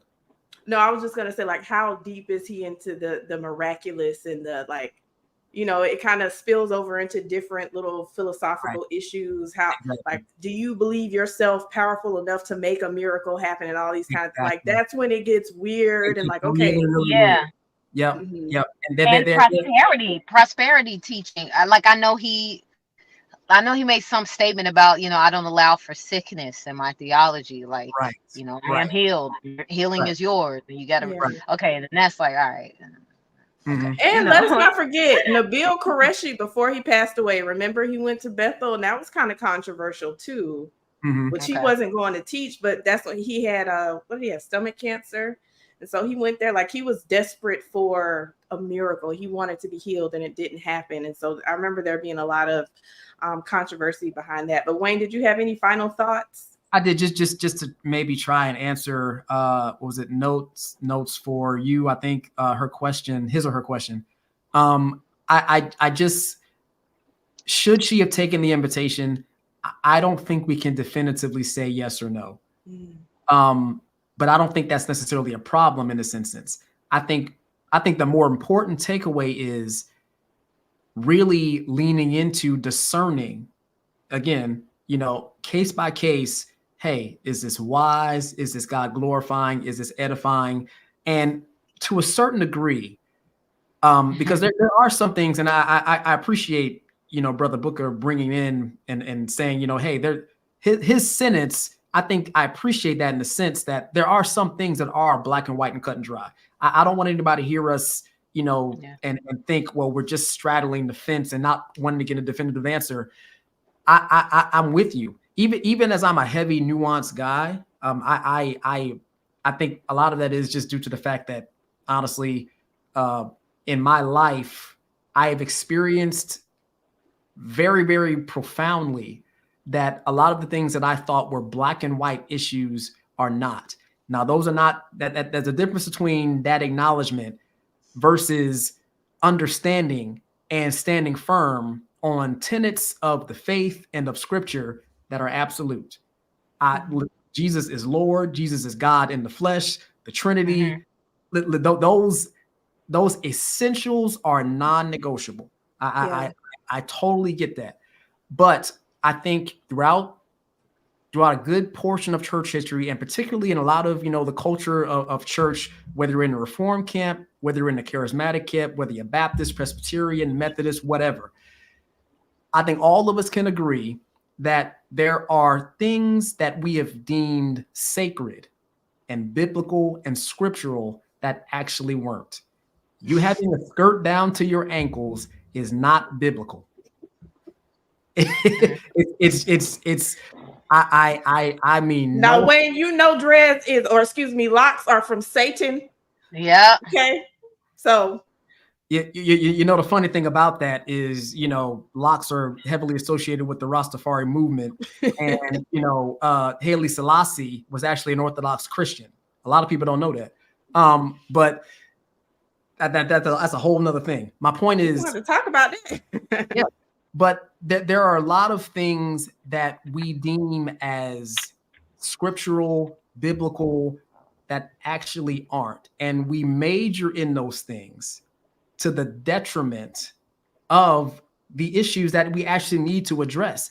All that to say, should she take an invitation? I can't give you a yes or no answer. I think the biggest thing we could take away from this is that it is important for us to stop and discern and ask the Holy Spirit to give us wisdom in that. I think that's the most important thing we can take away from this. If you don't learn nothing else, just know that we need to take time to stop and think before we jump the gun on certain issues. Again, there's certain things that are cut and dry. There are other things where it's like, we need to think about this. That's all I got to say about that, in the words of Forrest Gump. I think that's fair. So before we move on to the next thing, Christy says, do y'all really think they would invite Jackie knowing that she might rebuke Bethel Church? Because somebody in the live chat say, rebuke, go there, rebuke them. Y'all bugging out. She's probably not going to rebuke them, but she probably does not agree with 85 to 90% of what they teach. Oh yeah, agreed. That most def agreed with all of that. In the beginning, in my opening statements, I was just really addressing like how she might have, when she got the invitation, maybe what her train of thought could have been. Because I don't want to assume that she knows that, okay, they teach heresy. I don't know what everybody knows. I was just trying to give it benefit of a doubt, but I'm just saying, as an artist, I know what it's like. Okay, you get an invitation. Like, for instance, I was invited as an artist. I was invited to a church, and it was a very long service. I didn't know when I was getting it, but I was invited there to perform. They had offering time. And at this point, I've been there for like an hour or maybe hour and a half. And they started, the people started dancing on money. I got up and no, she's frozen. Okay, she's back. Okay. Yeah. And so it's one of those things where, like, had I known, would I probably want? Probably not. Right. Probably not. Just like I was invited to another church. I didn't know. But they, were teaching that, hey, you got to speak in tongues in order to be saved, in order to receive the Holy Spirit. Yeah. So sometimes, and I'm not saying that's the case with her, I'm just saying, I don't know what an artist or speaker's process is when declining invitations versus accepting them. I don't think she's going to do that. She hasn't been known for doing that, but she'll speak out about it after the fact. Like if she noticed people are confronting the drag, I would like for her to respond, but even if she don't give a response, I feel like she gonna come and do what she does, which is faithfully preach the gospel. Right. So yeah. So we'll leave that one on a big old fat question mark, because the Lord knows. Somebody said I'm gonna name, claim, and receive my tax return. Oh gosh. Bro, I wish it worked that way, man. Yeah. Oh, that's so funny. All right, we got just a couple more things that we kind of wanted to touch on. And some of this goes back to what we talked about earlier about what was we talking about earlier? I was like, oh, that would have been a good segue, but then we segued off into something else. So now I'm just play the video. Okay, so we was talking about collabs, right? Unholy collabs versus holy collabs. So here's a collab that I think is another absolutely not. But departure from gospel. It's primarily your latest project is a departure from gospel. It's primarily R&B. The audience knows throughout my life I've had the great fortune of being friends with a lot of people. One of those, Aretha Franklin, and we would sit around and talk about leaving gospel and then entering into the R&B world and the pressure back then. So this is not a new story. We've seen this. This is as old as the Bible. Someone decides that they want to go R&B. I'm struck by the fact that you had this struggle with your faith because of the feeling of being persecuted. Sure. And now you are deeply entrenched in R&B. This is not a rejection of the music that made you famous, is it? No, I love it. Like, I showed up to the Dove Awards, I got my award. I would have performed if they asked me to. I love Jesus. I love singing about him. But I've always loved R&B. And the reason why I didn't, it's more of a freedom thing. Like, I feel like I'm walking in freedom now. Yeah. I used to reject R&B and like love and all those different elements because I felt as though I can't sing about love or breakups or life struggles or, you know, what I go through with my family or my friends. And so I rejected that side of me. And now I feel like I'm more embracing it than anything. Yeah. All right. Our dear friend, Brother Dante Bowe, has been in, he's been in the media a lot lately. I've talked about him on my channel a couple of times. But he went on the Tamron Hall show and he's like, you know, y'all wouldn't let me do R&B and this kind of stuff. And now I'm doing it. And now I got freedom. How do y'all feel about that? I mean, crickets. It's like, do I care? Do I really care? I think, I mean, somebody mentioned Aretha and CL Franklin. I mean, let's go there. I think my problem, like with, like, I love gospel music. I love. And by gospel music, I mean like black, you know, the black gospel music and the black gospel music industry. But I think my issue with it has been a lot of people sing about being holy and sing to a holy God and about a holy God, but live very unholy lives. Especially in a lot of behind the scenes circles with the singers and the musicians. And that's just been my experience. And I could point to a lot of other people. And there's a lot of people in the music industry that do both and have done both, right? They sing it in the clubs and they sing back around for Lady Gaga and, you know, Britney Spears and all these different people in the world. But then they also lead worship at their church on Sunday. Is it confusing? Yes. Yes, it is. You know, confusing. A lot of their collaborations and associations. But if you're going to make that choice, just, I would say, be ready to defend it and back it up with scripture. So far, like, his music, I feel like is teetering on, like, are you just trying to be controversial because you're building on the controversy that already happened with Maverick City Music earlier in the pandemic, with them disassociating themselves from you? Or is this legit what you wanted to do? Is this a business move that was suggested by a manager, or did you just start creating music and it took a totally different turn? Why did it take that turn? Like, what's going on in your heart that it took that turn? Because when I heard the single Wind Me Up and I saw the video, I'm like, oh, he doing everything but allowing these girls to twerk on him. But it's like everything that, I mean, I don't know. I don't know. Yeah, I don't know the message. Like, what is the message and what is the music about? I just think if you're a professing believer and you have a platform, you just got to be ready for the smoke and those challenges from people to answer that, because things that don't look Christian, people gonna question you about that if you're a professing believer. Like, why are you doing this? And if he says he feels more free, like, what does that mean? Like, why? Because you who took the reins off. Like, I don't understand. Like, what are you trying to accomplish? Like, what are you really trying to say here? If any, I mean, whom the Son sets free is free indeed. So you already free. But if he's talking about in a musical sense, I feel like unbound by genres or whatever. Like, if you love Jesus and you've had just as much success from this, you know, why pivot to this type of music? I really think all of this is just a continuation of the fallout with Maverick City Music. That's just what I think. Yeah. And with his antics, and I just feel like he's selling records. He's trying to sell records. Yeah, it's funny because I feel like it's kind of an overcorrection, because I don't know about y'all. I come from the background of Christians never listen to anything that's outside the genre of gospel music. And if you do that, you are sinning. And now I'm just like, you know, if it's what we talked about earlier, not profane, is it really sinful? Like, if Usher released Wind Me Up, nobody would bat an eye because it's a pretty clean song.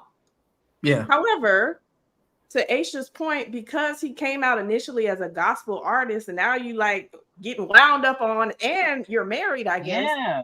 It's just like, it is confusing. Like, which one is it?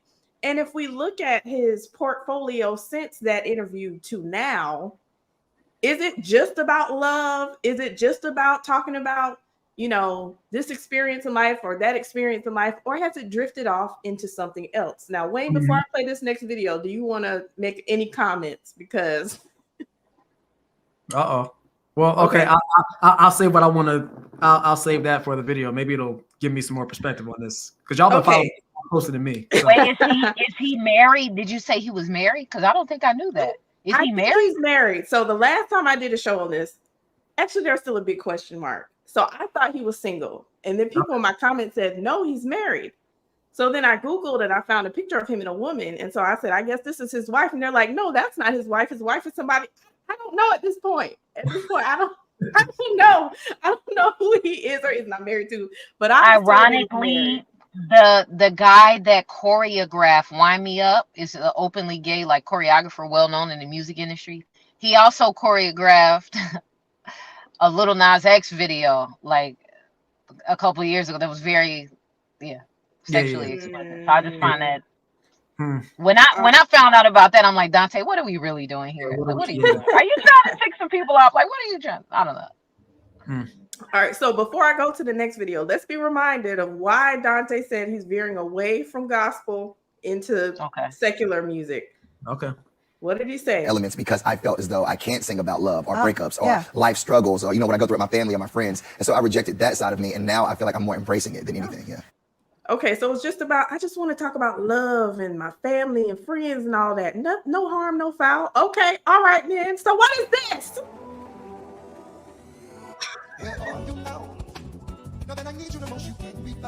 Oh, child.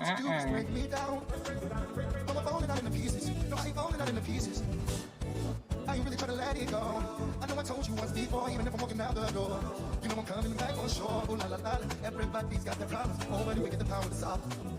I know that you just.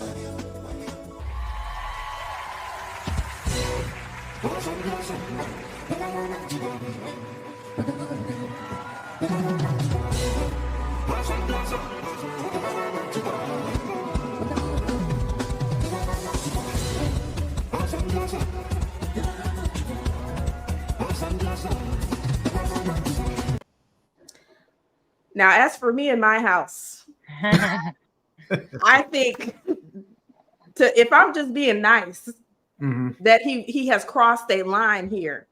Okay, married Christian man with the girl with the half-naked girls twerking around you. Okay, I see you. It's just like, yeah, it looks like compromise. You want to be free to compromise. Exactly. Yeah. Exactly. So it's just like, say what it is, bro. Like, you kind of like your Christian audience. What does the Bible say? People, it's like they'll reject the gospel or deny the power thereof. I'm butchering the scripture. Y'all know what scripture I'm talking about. Yeah. It's like you want a gospel that doesn't really hold you accountable, a gospel that says, no, you can do whatever you want to do. It's not a big problem. It's like, what is this? But I'm sorry. Go ahead. What y'all think? Well, where do these people be? People been talking about love and family and stuff. That's my commission. Way back when they were talking about love and family. Like, where do y'all be? It's plenty of Jonathan McReynolds, Molly Music, Todd Tribbett, Karen Clark. Yeah. You could have talked about that. The whole time, and nobody would have been tripping. Mary. I mean, they talk about all different types of things on their albums. But for him to say, I feel restricted by the gospel music industry. You feel restricted by the gospel is what I'm. Exactly. I do want to chime in on that because I think you bring up a good point, and I think a lot of us make the mistake of conflating the gospel music industry with the gospel. I think that is a major problem. We just talked about somewhat of the sacred secular divide that, you know, we're all doing our best to navigate and not fall into. I'm just going to say this, and it may sound controversial. The gospel music genre is not sacred. It's not. According to scripture, it is not this thing that is sacred. It is a genre of music. I, as a musician, know for a fact that gospel music as a genre is a blend of blues and jazz and those various things. And that's not a bad thing. it's not a bad thing to blend those various sounds. I'm talking right now.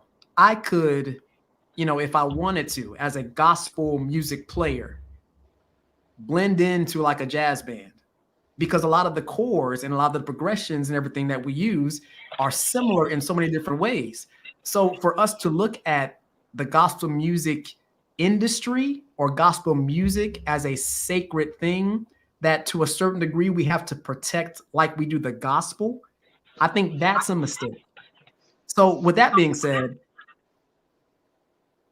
I still don't like what Dante did because of the fact that if his reasoning is, well, I want to be free to talk about and express love and breakups and all these various things. There are so many traditionally gospel artists and Christian rappers, and even rappers that I know of who are not Christian, who are very... NF comes to mind for me. If you've heard NF's music, NF professes to be a believer. Now, there's some controversy about whether or not he actually acknowledges Jesus as Lord. That I think that's a fair question, because he doesn't necessarily mention Jesus explicitly in his music. But if you listen to his music, the brother is always talking about his mental health issues, depression, issues with his wife. His newest album, where he's talking about the joy that having a son brought into his life. He is dealing with like real issues. And I'm like, okay, listening to that, which NF would not necessarily fall into the gospel column per se. He doesn't profess to be a Christian rapper. But I would argue that the worst of NF songs, compared to what I just heard and witnessed, delves much more into love and relationship and breakups. So I'm like, bro, your reasoning, it doesn't fall in with what I'm hearing. All I'm hearing is make it make sense. That's all I'm hearing. And again, it would even be one thing, see, where he messed up with was the video. Because if I just heard that audibly, I probably would have had some question marks like, okay, yeah, that all right, okay. But the video, where the first thing I see, unfortunately, is a scantily clad young lady, where I'm just like, and that is the first thing I see, and immediately my attention is drawn to that. If I'm totally honest, it's like, well, this is not necessarily communicating love and heartbreak over a breakup or any of those things. I'm like, you got to give better reasons for this. If you just wanted to go and be like your favorite R&B artist growing up, say that. Just say that. Just say that. Exactly. Just say that, man. But to try and be like, well, I was restricted and I felt, okay, Aisha, to your point, I understand, not directly necessarily, but I'm a gospel musician. I understand, I used to have the conviction that I would only play quote unquote gospel music and everything like that. I'm now of the mindset that, listen, if I'm playing something and I know that the lyrics behind this song aren't vulgar or anything like that, I'm comfortable playing like jazz or even like classical or even like expanding, the artistry of, the music that I play and everything like that. I'm learning different instruments and all that kind of stuff. So I understand not being bound by a genre. But again, man, like, to think that you can't be gospel centric and talk about love and relationships, even if you're not explicitly a gospel artist, it is still very possible to make music that is real and raw and authentic, that doesn't come across as just like, lustful. And I'm not even going to use the word secular. Making music that does not come across as just lustful and just antithetical to the morality that scripture calls us to, live by as believers. It's possible to do that without having a video and a song that's talking about wind me up. Like, yeah, Stevie Wonder been doing it for decades. Where do people be? Like, we have plenty of examples of yeah. And I don't understand why, like, some people just run after the world. You just go after the world. You just pursuing that. Like, have we not learned about the dangers of just like falling into those traps and pitfalls? Because once you compromise, you only gonna compromise more unless the Lord intervene or one of your fellow believers slap you and say, "Hey, man, you need to go in a different direction." Man, you start placing yourself around these temptations. Exactly. You're placing yourself around these temptations to make it easier for you to fall. That's why it's like with Lil Nas X, if you're not gay, the stuff that you're doing are definitely opening Pandora's box for you, and you're gonna be entangled in some stuff that you never really intended for the sake of what? Money, fame, and that compromise is just, it's a slippery slope. Yeah, and to Ty's point, I think it was an overcorrection.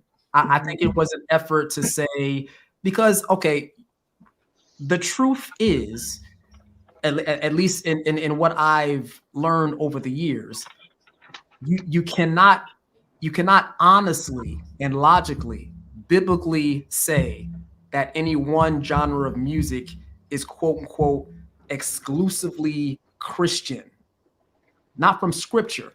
Now we can look at lyrics, we can look at the spirit behind a song, and determine from that whether or not it's something that, you know, lines up with the tenets of scripture.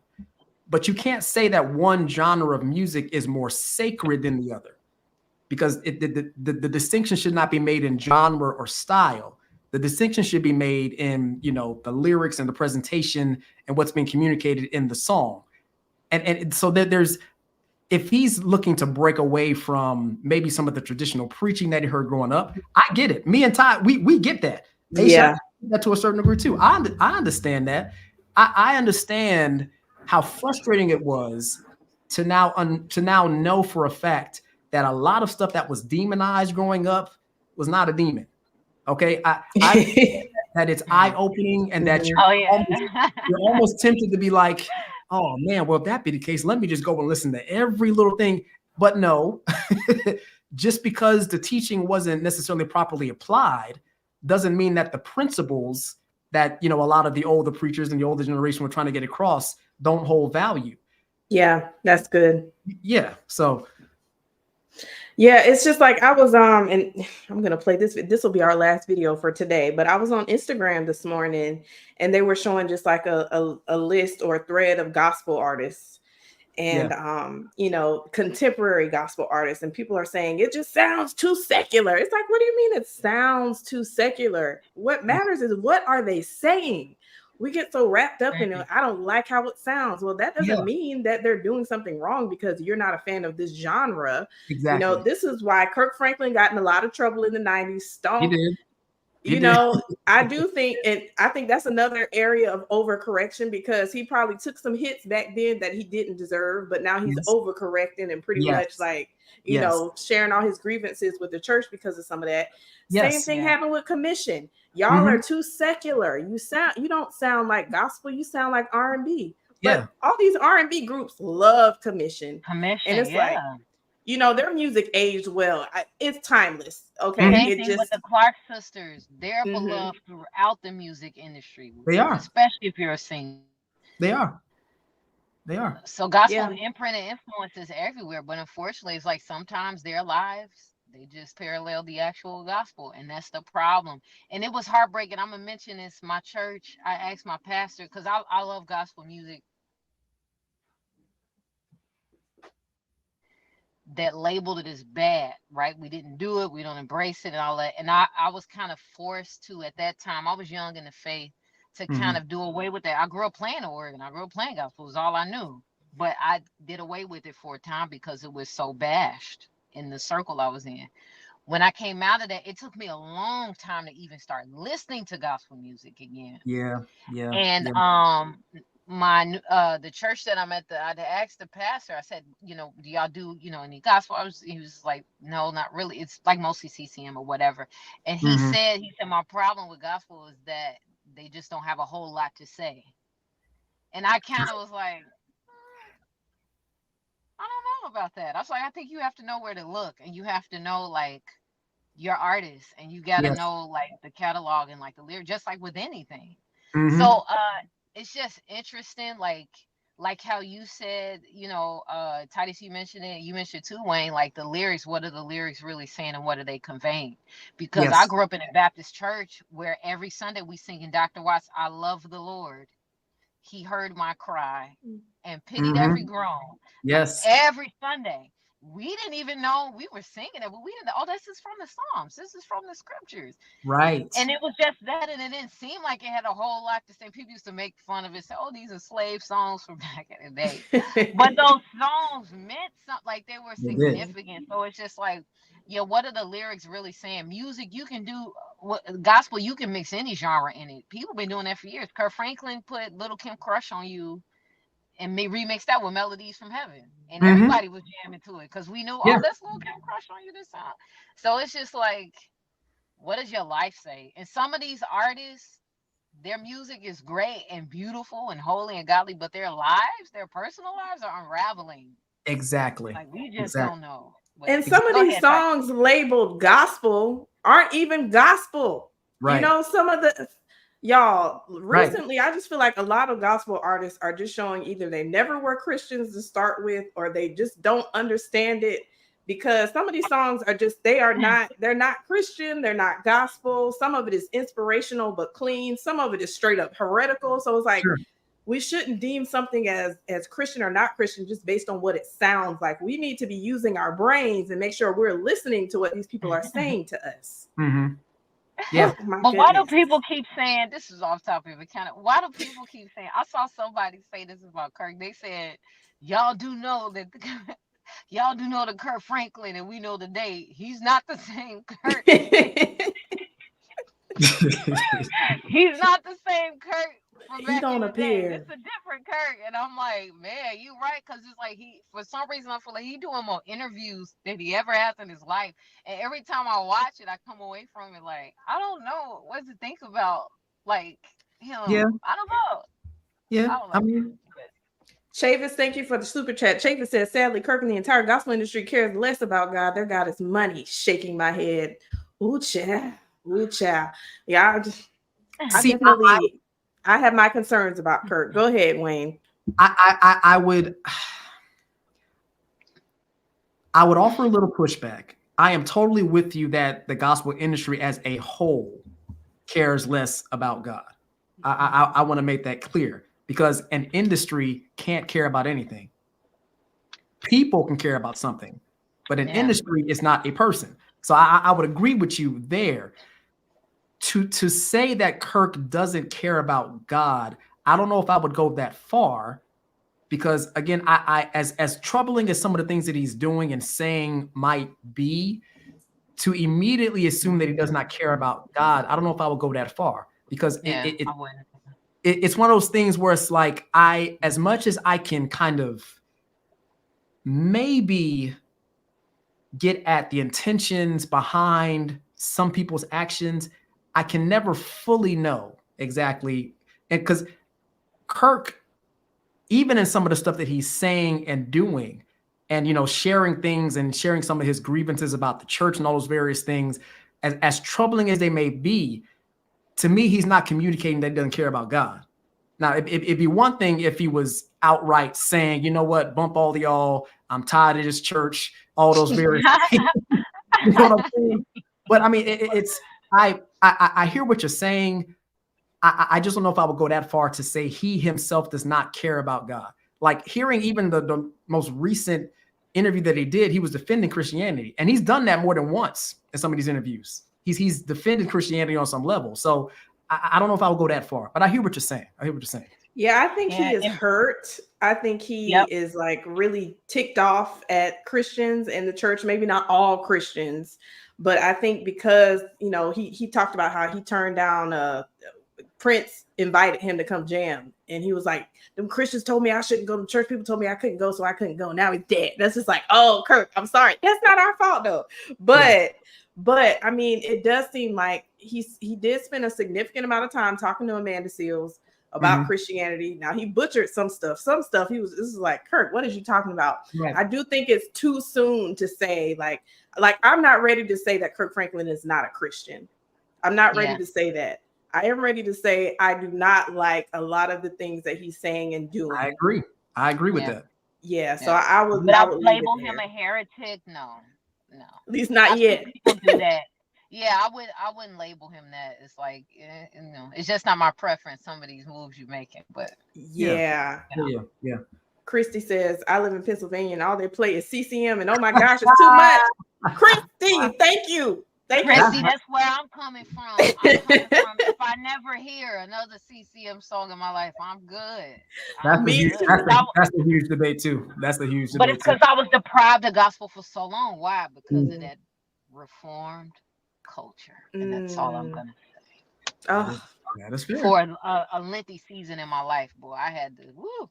That's real. My mind, I feel like, was warped. I had to, like you said, throw the baby out with the bathwater. Exactly. I had a long season. That's a whole other conversation. Anyway. I'll say this. I know we're gonna move on time. Like to your point, Aisha, in terms of like, you know, reformed culture, so to speak, and some of the pitfalls, particularly of being a Black Christian in a predominantly white space. Mm-hmm. If you buy into it too much, you can find yourself disparaging everything you came from.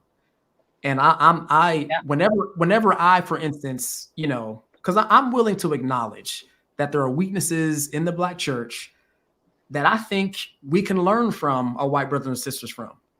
But but the problem is it goes both ways. Both ways. And unfortunately, in some white church circles, they have this thing where, and a lot of people aren't even aware of it, but they immediately associate the Black church experience with a lack of depth theologically, and it's all about entertainment, and it's all about, and unfortunately, we find ourselves, if we're not careful, falling into that. So we'll disparage a lot of the music that we had growing up, the sound, you know, good, meaningful music growing up.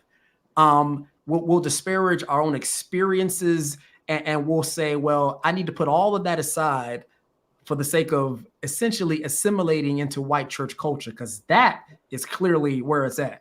And it's like, well, no, actually, there are some glaring weaknesses in the white church that the Black church is strong in, and which really tells me that an unfortunate part of our history as a nation is that there should not have been either one.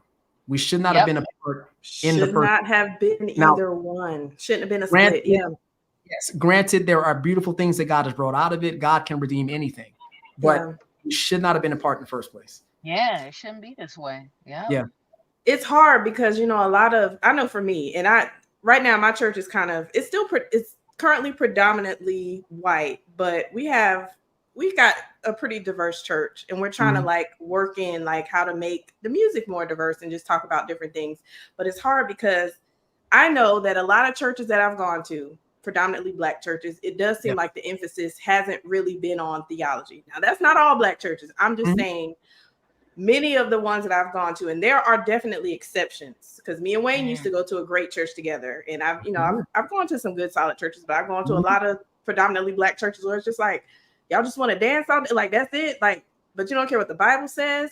So we love our church culture because sometimes we feel misplaced. You know, when you go to church on Sundays and you're used to hearing a keyboard and a bass guitar and drums, and now having to refocus like an acoustic guitar every Sunday, it's hard. It's difficult.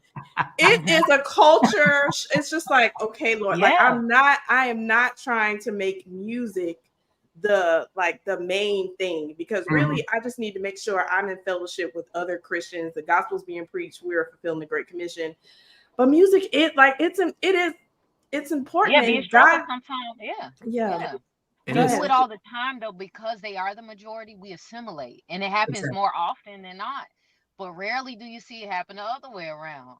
Exactly. You know, and it's just, but it's like they're the majority, so we do this all the time. But then, you know, man, I got some stories, yo. Listen. We might have to do a whole episode just on this, you know.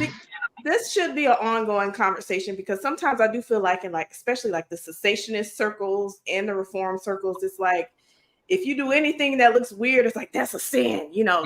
It's just like, what's wrong with me clapping my hands or raising my hands or saying, Lord, thank you? Like, and I'm not with the ultra weird. I don't think all weird is necessarily bad. I do think weird should have a Like contain the weird, okay? Yeah. My husband and I, we went to a church service. They were singing gospel, and at some point, I had completely lost it. Like I was gone. My husband looked at me so strange, and when we sat down, when I was done, just expressing worship, because I was just really in it. And my husband said, "Man, when was the last time that happened?" I said, "You know what? I can't even remember because I don't hear this type of music." And it was funny. And then it happened again when Ty Tribbett did everything at the reunion tour. I lost it. I was gone. Yeah. And my husband was like, "Oh my goodness, I had to step out the aisle." And he was kind of making a joke, but it's because we had been in these white circles for so long. I forgot that was even in me to do that. Exactly. I completely lost it. I was like, "Oh, they did everything. I was done." Everybody was on the floor at that point. But I'm like, there's a place for that. Yeah. And it's not bad. It's not a bad thing, so it's interesting just seeing the nuances, the culture nuances with the music. There are very, very significant nuances. We could talk about this all day. Ty, tell us. We can talk about this all day. You know what? And I just feel like this is such a good place to end. But since I put this on the thumbnail, and I said I was going to play it, this will be the last thing. So this kind of still ties back in with the Dante Bowe thing and the sensuality of the gospel music industry and all that. So I told y'all a little while ago, I was on Instagram this morning and I saw, what's her name? Her name's Koryn Hawthorne. Let me pull this up. Mm-hmm. Sexy for Jesus. Sexy for Jesus. Yeah, so Koryn Hawthorne. And she's got this song called "Look at God." Now I'm not gonna play it with the sound because I'm hoping YouTube already ain't gonna give action.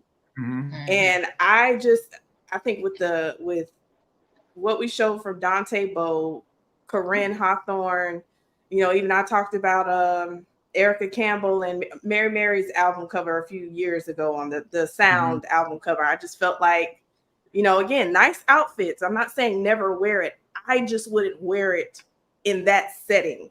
That's basically my whole point. But I am open to other perspectives on that. I just wonder how much of it is because even though we know from her interviews and the music that she makes, okay, she's a professing believer. The people around her that are like calling the shots, the management, the role management, the person that's in charge of the creative direction for the music videos, are they driving this? Because she's a beautiful girl. Like you can look at her and say, "Oh, she's a beautiful girl." And I wonder how, because the music industry is greedy and it is what it is. Oh, we can exploit her look. Like she's gorgeous.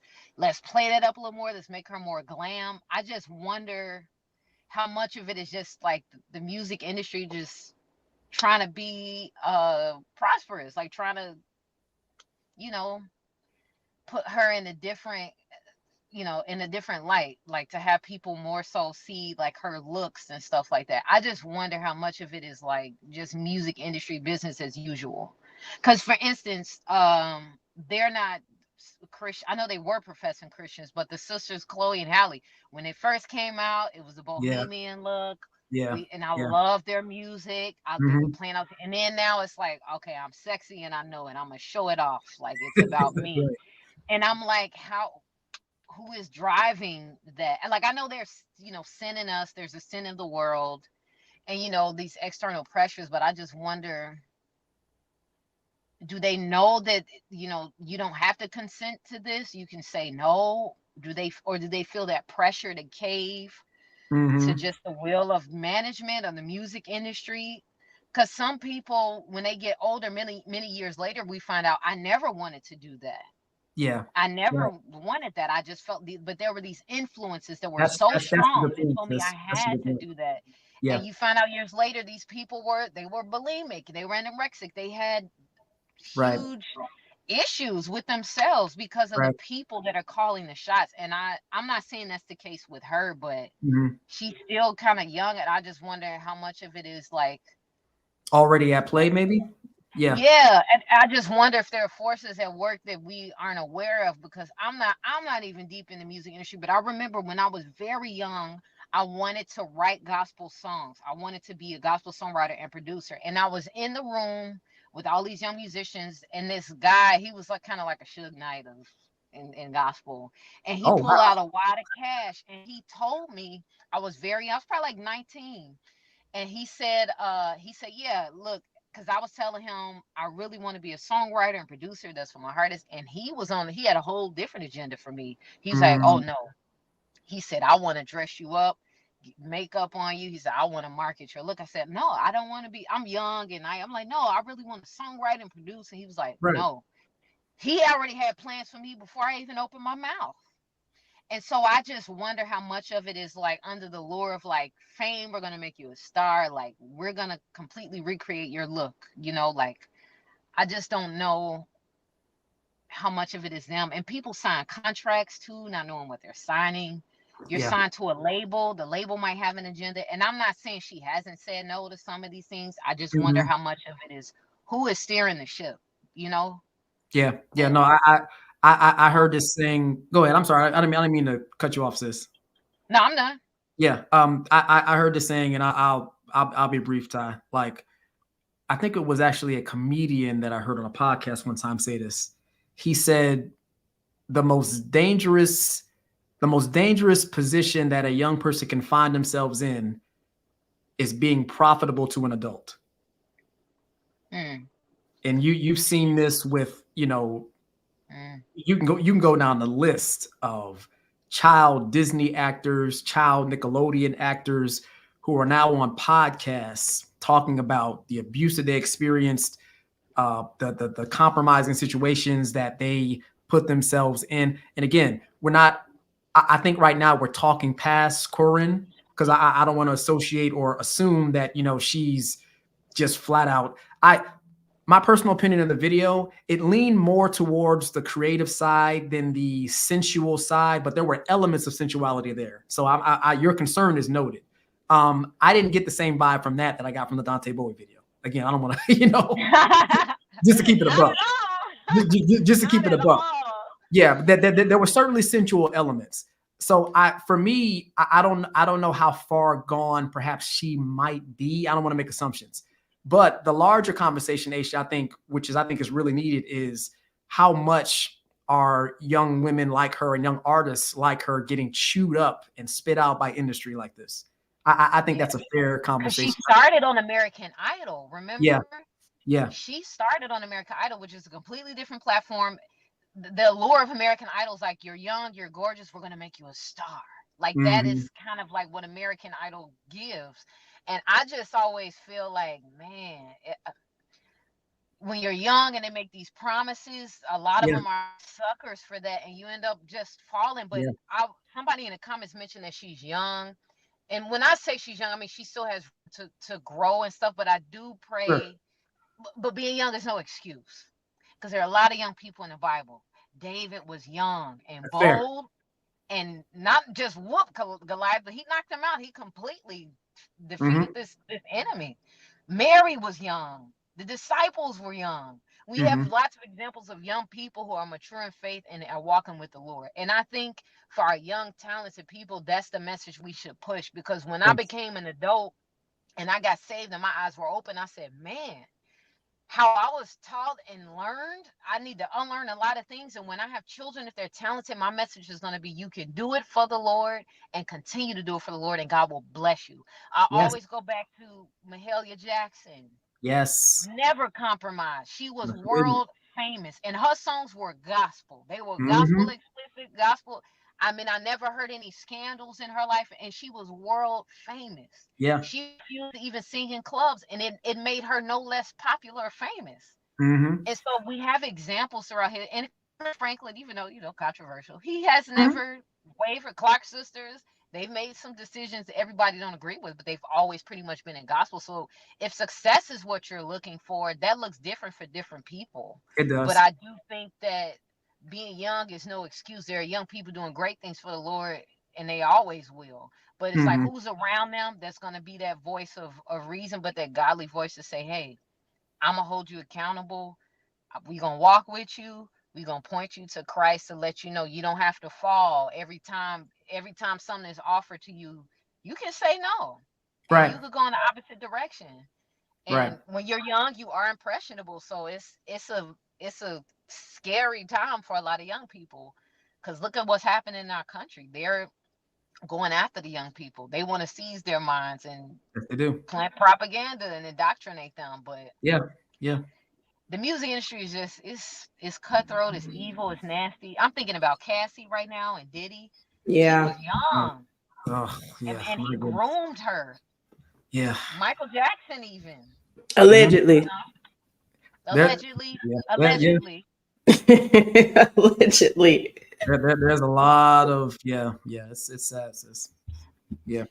Willie Doc says Miss Tytus leave the gospel artists alone. Just kidding. They should leave the gospel out and embrace inspirational moniker. This is bad. Yeah, thank you so much. Inspirational. Amen. I agree with that. I agree. Yeah, I guess I'm so concerned because like somebody asked, well, what is the song even about? I think it's called "Look at God," and it's something shallow. I think God keep blessing me. Though you looking at you. Look at God, but we looking at her in knee highs and it's weird. It's giving weird to me. I just have concerns. Like, sure. Being on the bed is weird. That has nothing to do with anything. I think it's just a bad video. It's just a bad video. Right. It's just not that part for me was I'm like, because the nature and all that kind of stuff. I'm like, that's beautiful. Like if anything, you could have just focused purely on that and just left out the whole.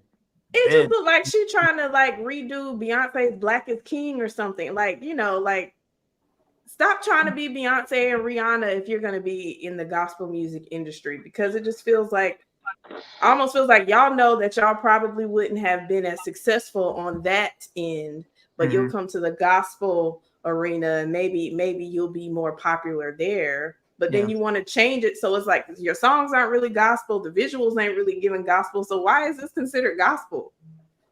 But you know how people put on an outfit and they be like, I'm going to kill them with this today, boy. I'm going to step outside. I think whoever the video director is, they were like, I have this concept. Just stay with it. I want you to be portrayed as I like the way your voice changes now. But I'm saying, like, they probably you're going to be a beautiful angel. We're going to put you in nature. It's going to be great. And it's not though. It makes no sense. I just think this was one of those, like, I hear you. Nah. Christy says Jacqueline used to dress like Shirley Theater, and that was too much. But I do think there's a line and balance that you as an artist have to have. I agree. Like, I'm not saying, fashion has to go out the window. Like, you can look nice and still be modest. Yeah. We do need more Christians in the industry, though. I do think we need more Christian music, because I was telling my friend that she writes Christian fiction, and she was telling me about some of her projects, and I said, we don't agree with the Mormons, right? Christians, but Angel Studios have been killing it. Yeah. Not just with The Chosen, they have Young David, but they have some other movies coming up that I actually want to see. Yeah. And I'm like, we've seen like Christian films break through, War Room, Courageous, and some other ones, but I'm like, it just speaks to it takes a special type of person really being fortified by the Spirit to go into the industry, because it's not for the weak. It's not easy. It's not. It is not. But I think that we do need more people. I think it'll just help with a lot of the kind of godly direction and stuff if people have more people like that around them. Because even though these people are professing artists, they still sign to Columbia and these secular labels, who everybody working around them calling shots are not believers. They don't have their best interests at heart as far as like, we want to make you look more like Christ. So I don't know. Maybe we just need more Christians flooding the industry who are just really not just sound in doctrine, but sound in their living and sound in their expression of art and like how they want to, create. Yeah. You made a good point. Like, who is... Because if you sign on the dotted line and you're, 19 years old, you might not know exactly what you're signing up for. Maybe she didn't want to wear those knee highs. I guess that's also a possibility. Maybe she was like, I don't want to get on the bed in this music video. My assumption is, though, I just feel like she seemed to be okay with it, but maybe she wasn't. Shada says, true. All of a sudden, almost every gospel artist is dressed in sexy. Now, some of them make Meg Thee Stallion look like she's dressed in modest. I mean, who though? I'm trying to think. Who made I'm Meg about the to say, Stallion? Remember Meg is out. Erica Campbell? Remember Erica Campbell in the white dress controversy? Remember that was like some years ago, and that was a big. Oh yeah, I remember that. And I've had this debate with some of my friends who are like, I mean, Erica Campbell is curvy. Like y'all just don't get the curves, and I'm just like, but y'all gonna tell me she couldn't have found nothing else for the cover for this picture? I'm not convinced that she couldn't have found something else. But what I'm hearing is I'm Lord willing when my wife comes back in April. Ty, you know my wife. She's a fashionista to the nth degree. Like I'm wondering if I need to talk to her about, hey babe, you thought about maybe starting like a clothing line or something like that? Because she has incredible taste. And I part of me is just wanting to brag on my wife and just, I mean, you got a good one. But I mean, it's one of those things where it's like there are so many young people, I think, that are very creative, very innovative that we do need in these industries.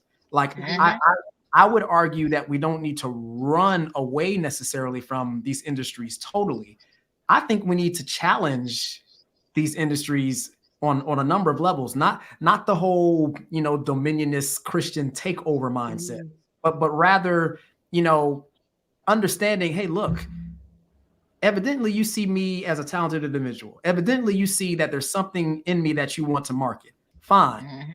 I am not going to sign that contract unless I can be true to who I am now. Granted, maybe the industry now is just not willing to do that. But I think if enough are actually willing to engage on that level, I think there could be some there could be some real strides made. Or, H, to your earlier point, just do your own thing. Come up with your own line. There are so many opportunities now to just, that's one of the reasons why I really love indie artists now. Like independent artists who aren't really in a genre necessarily nailed down per se. Those are some of the dopest artists out there. And there's a good bit of them that have music that is clean, that is, I would argue, much more gospel centric than some of the stuff we're hearing in, the quote unquote gospel music genre or whatever. Yeah. Look at Cat Williams. He went viral because he basically was like, I'm not selling my soul. I'm not selling my body. He mentioned God more than a lot of gospel artists in that interview. He mentioned God a lot. Yeah. Now we would debate which God he's talking about, because it sounded like he was talking about three different ones. Yeah, he was talking about. Like, I'm not selling my body. I'm not selling my soul. I'm not bending over backwards. I'm not doing none of that for the industry. Literally. Jeez. Nobody. Nope. I'm so sorry. You two gonna flag me. Oh, sorry. I'm so sorry, y'all. Okay.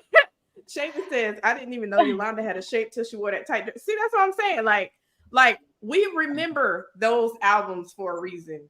And it wasn't because the Believe album was the best album. Let's keep it a buck. Yeah. The Believe album was all right, but I'll never forget that blue dress. And Yolanda was killing the blue dress. I'm just saying, for the gospel album, I don't know. Now, I love CeCe Winans. Maybe she's had some outfits throughout the years that some people might have thought was, maybe that's too much. I can't think of not on one occasion, though. And I feel like she's always looked I just feel like she's a classic, beautiful woman. Yeah. But it's not necessary. It's not even necessary, because there are some secular stylists who style women fully, like this guy named Jay Bolin. He styles a lot of Christian and unchristian artists, and they're always covered, and they look fly. They look amazing. So look him up. He's on Instagram. It's Jay Bolin, and he styles like a lot of people. SWV, all those people, and they're covered and they look great. Ty's like, I'm writing this down. I'm writing it down. Let me find out. Let me find out. I've never seen CeCe. CeCe's been, she's pretty. Yeah, she's right. Like, she's modest. And I feel like CeCe Winans is just drop dead gorgeous. Yeah, and I don't feel like she's ever had. I don't like how they dress, to be honest. Sorry, Clark sisters. But I'm saying you've never seen them Yeah. It's just, it's a lot. You about to make some folk mad. I'm sorry. I just feel like it's just so I'm here. I'm like, oh, I get it. Wow. I feel you. I'm sorry, Clark sisters. It's preferences, man. It's preferences. That's all it is. Oh my goodness, I really enjoyed this conversation with y'all, and hopefully everybody in the live chat did too. It seems like we had about 80 people this whole time. So if y'all still here, please go ahead and give this video a thumbs up. Okay, subscribe to the channel if you haven't already. We had one person become a member today. If you want to continue to support this platform, please consider being a channel member. And as always, do y'all want to tell us where people can find you on social media, or where, Wayne, do you want to share where you go to church again? Like, I can. I'm seeing somebody saying, "Hey, can you post the channel names of the co-hosts?" I'm like, I don't know if I post. The Lord is calling Wayne and Aisha. Well, Aisha got a channel. The Lord is calling Wayne to start a YouTube channel. No, I probably do. Y'all pray for me, because I'm still debating that so much. But you have so many thoughts. Yeah. I don't know. I have the most boring handle known to man. It's literally Wayne Penn Jr. So WaynePennJr on Instagram. My Facebook page is just Wayne Penn Jr. Those are really the only two main. Well, I do have a TikTok where I just kind of post skating videos here and there. But yeah, I'm boring. So maybe with some encouragement from my two sisters here, I might delve into that more eventually. And if that does happen, I will be sure to share the channel. So yeah. And if y'all are looking for if y'all are looking for a good church, my bad, we talking over each other. Oh, go ahead. I'm sorry, sis. No, I just want to say, if anybody is in the area of Columbia, South Carolina, y'all make sure y'all visit Wayne at Riverside Community Church. Yes. Yes. So if you're looking for a good church, yeah. And also City of Refuge Church in Columbia, South Carolina as well. Yes. Jay Will. That's the church that me and Ty attended together. Yeah. So Pastor Jay Will. Those are my old stomping grounds. That ain't my city no more, but that's No doubt. All right, Aisha, go ahead. Give us your social media handles. So Aisha Marie. I need to start back posting. I have a toddler, y'all, and terrible doing hard. I got a toddler, and I'm technologically challenged. So no. I used to make fun of my 80-plus-year-old dad because he didn't know how to text. Like, he just refused to text. Like, we would text him and he'll call us. We're like, why are you calling us? I don't know how to do that. And now I'm like, any new technology? I don't know. I just learned how to use Canva for real, like during the pandemic. So I'm pretty decent with Canva, but the Lord is working on me. But Aisha Marie, and then Aisha.Marie on IG. And then my music is on all streaming platforms. You can check it out. I'm releasing a new album later this year. So y'all let's go. I'm looking forward to it. Oh, I'm fanboying. Oh my goodness. It's gonna be about 25 tracks. It's gonna be a double disc. I'm doing the double 25. 25. I had a lot to say. I interviewed Aisha and her husband and Regenerate now twice on my channel. So if y'all want to hear more about Aisha's music, definitely check out that live stream. But again, thank you guys so much for hanging out with us on this Saturday. We're trying to do this at least once a month, so y'all be on the lookout. And if there's some stories that y'all want to hear us talk about in the next one between now and next month, just send them to my Instagram, or maybe if you feel led to follow Wayne and Aisha, send it to them too. Yes, I'm about to have people flooding your Instagram with random stories. Y'all just send them to me. Just send them to me. But anyway, all right, we're gonna call that a day. But y'all be blessed, and like, subscribe, share. Yeah, shout out to Chavis, man. He is. Yes. Thank you, Chavis, so much. Thank you so much. I enjoyed this. He said, I didn't know Yolanda had a shape till I saw her. YouTube is about to shut this whole stream down. Oh, man. Hey, he being honest. He's honest. He is. I appreciate that, brother. Yeah. All right, y'all. We'll see y'all in the next one. All right. Now.